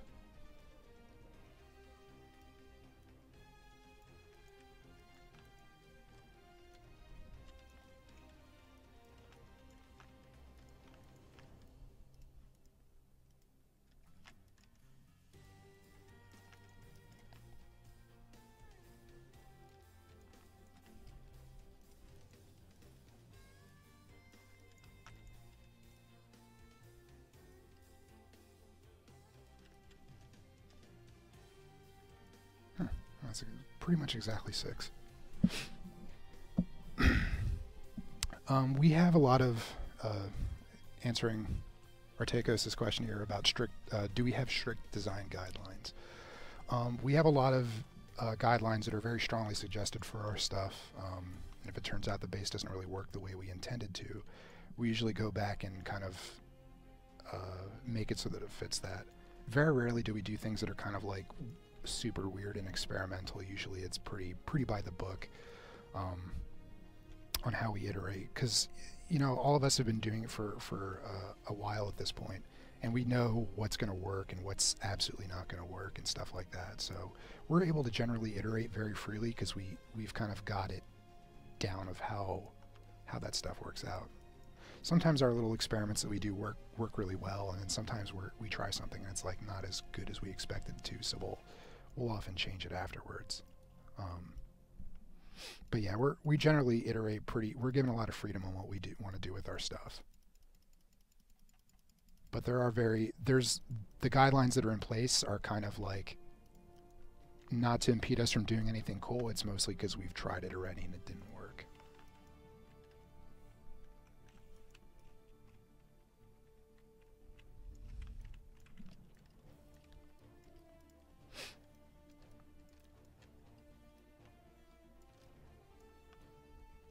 So now in the back here, I'm also going to have to go through and add some platforms.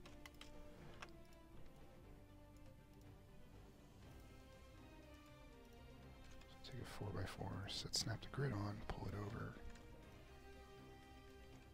And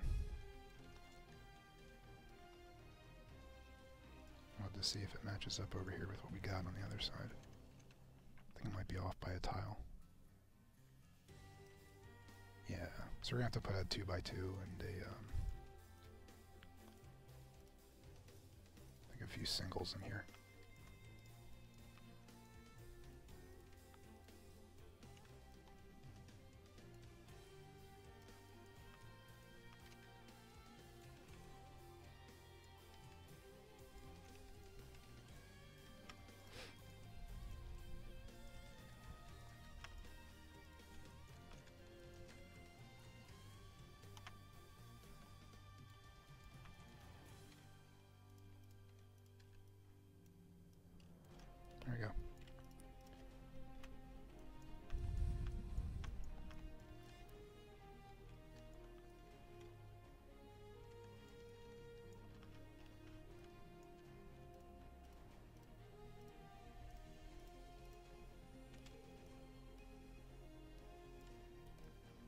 the stairs over to the other side.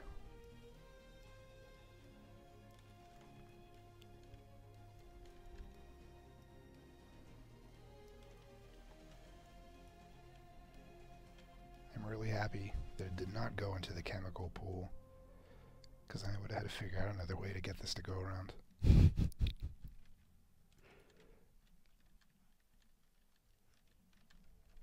I still got a challenge here because I'm going to have like 23 or something degree walls coming up here, and then there's going to have to be a big column over here to separate these two. So I'll show you how this turns out. Probably going to be wrapping things up very quickly within the next... where did those platforms that I had go? There we go. Wrapping up probably out here in the next 10 or so minutes.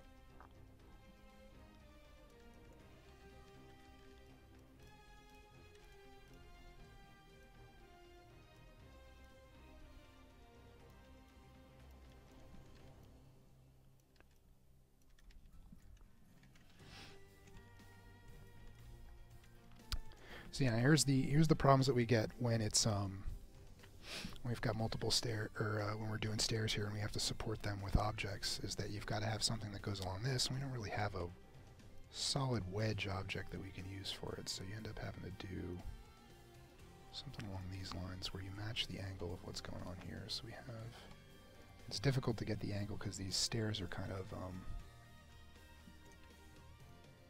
rather manipulated in how they've been placed. So jet these two out to kind of minimize some of the Z fighting. This is going to be a problem. Back a little bit. So we're going to have a little bit of a lip there. Take one of our trusty fence post columns. Move that over here.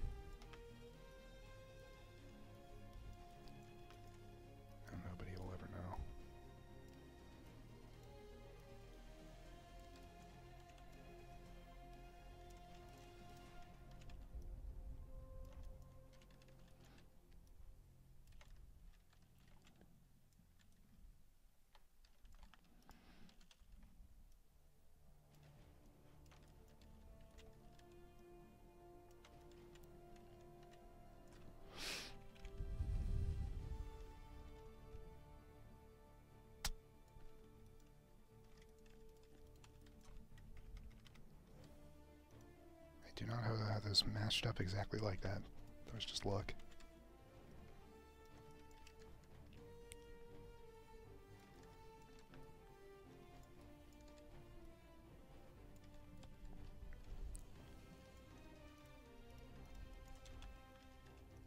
So this one, take it, and what's the rotation on these?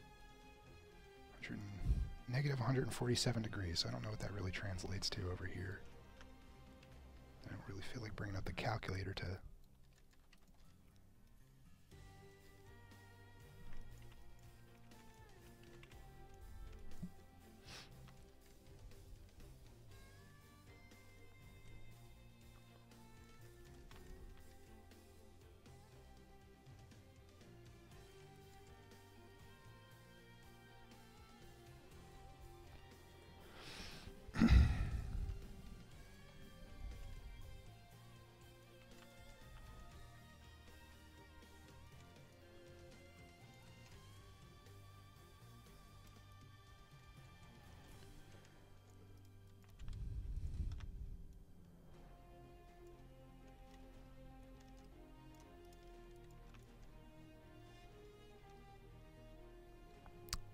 A problem that's clipping through there, and I'm not really sure why it's not doing on the other one.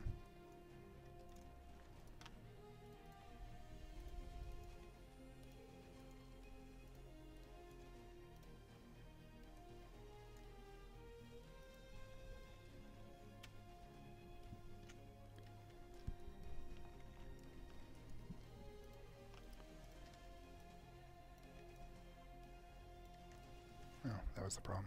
I didn't slide it down enough.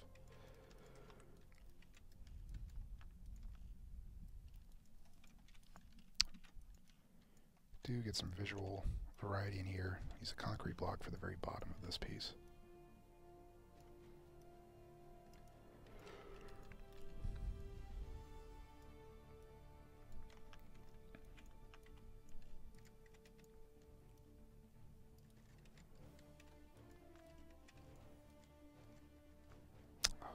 Are you kidding me? Oh no. Alright, well. As you can see, there's a gap right there. I have to figure out something to put there, which is going to be a prop. I think it's time for the chemical barrel down here to make another appearance.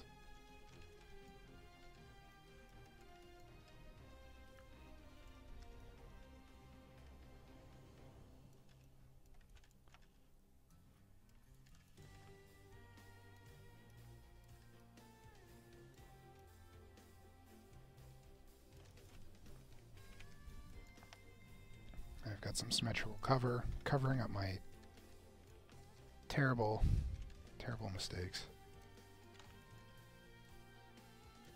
There we go. That looks alright. Do we have it symmetrical? Maybe I should put some crates over here instead of the chemical tank.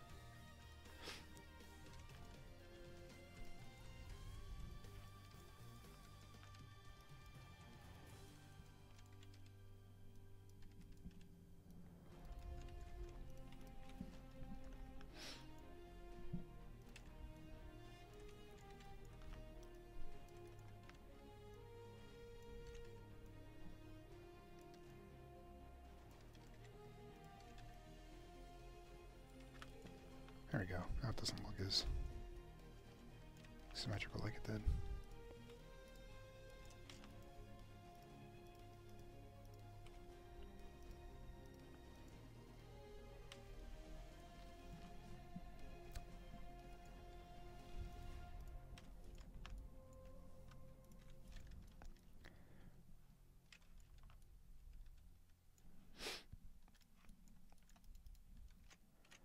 I'm going to start wanting to clean this edge up a little bit.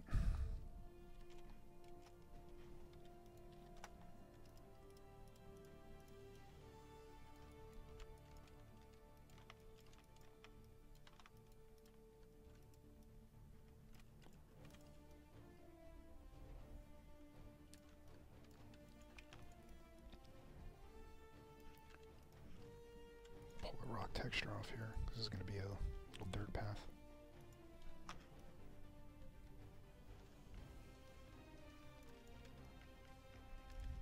Same with all this up here. This looks like a big drill or something went through here.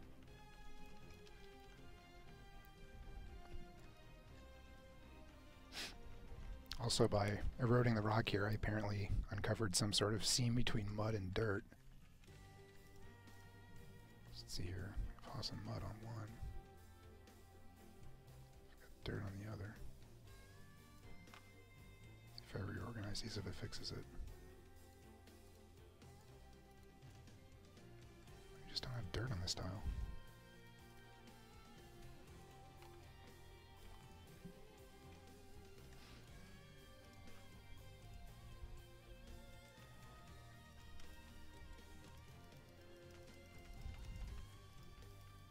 There we go.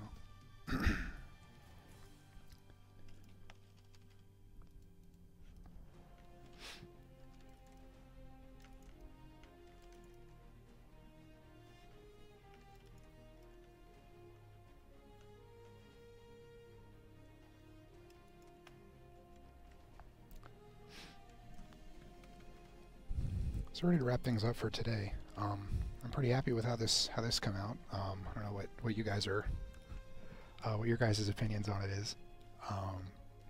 We've made a fair amount of progress in just 3 hours of getting this base together. We've got the final frame of it done, 2 cinder spots.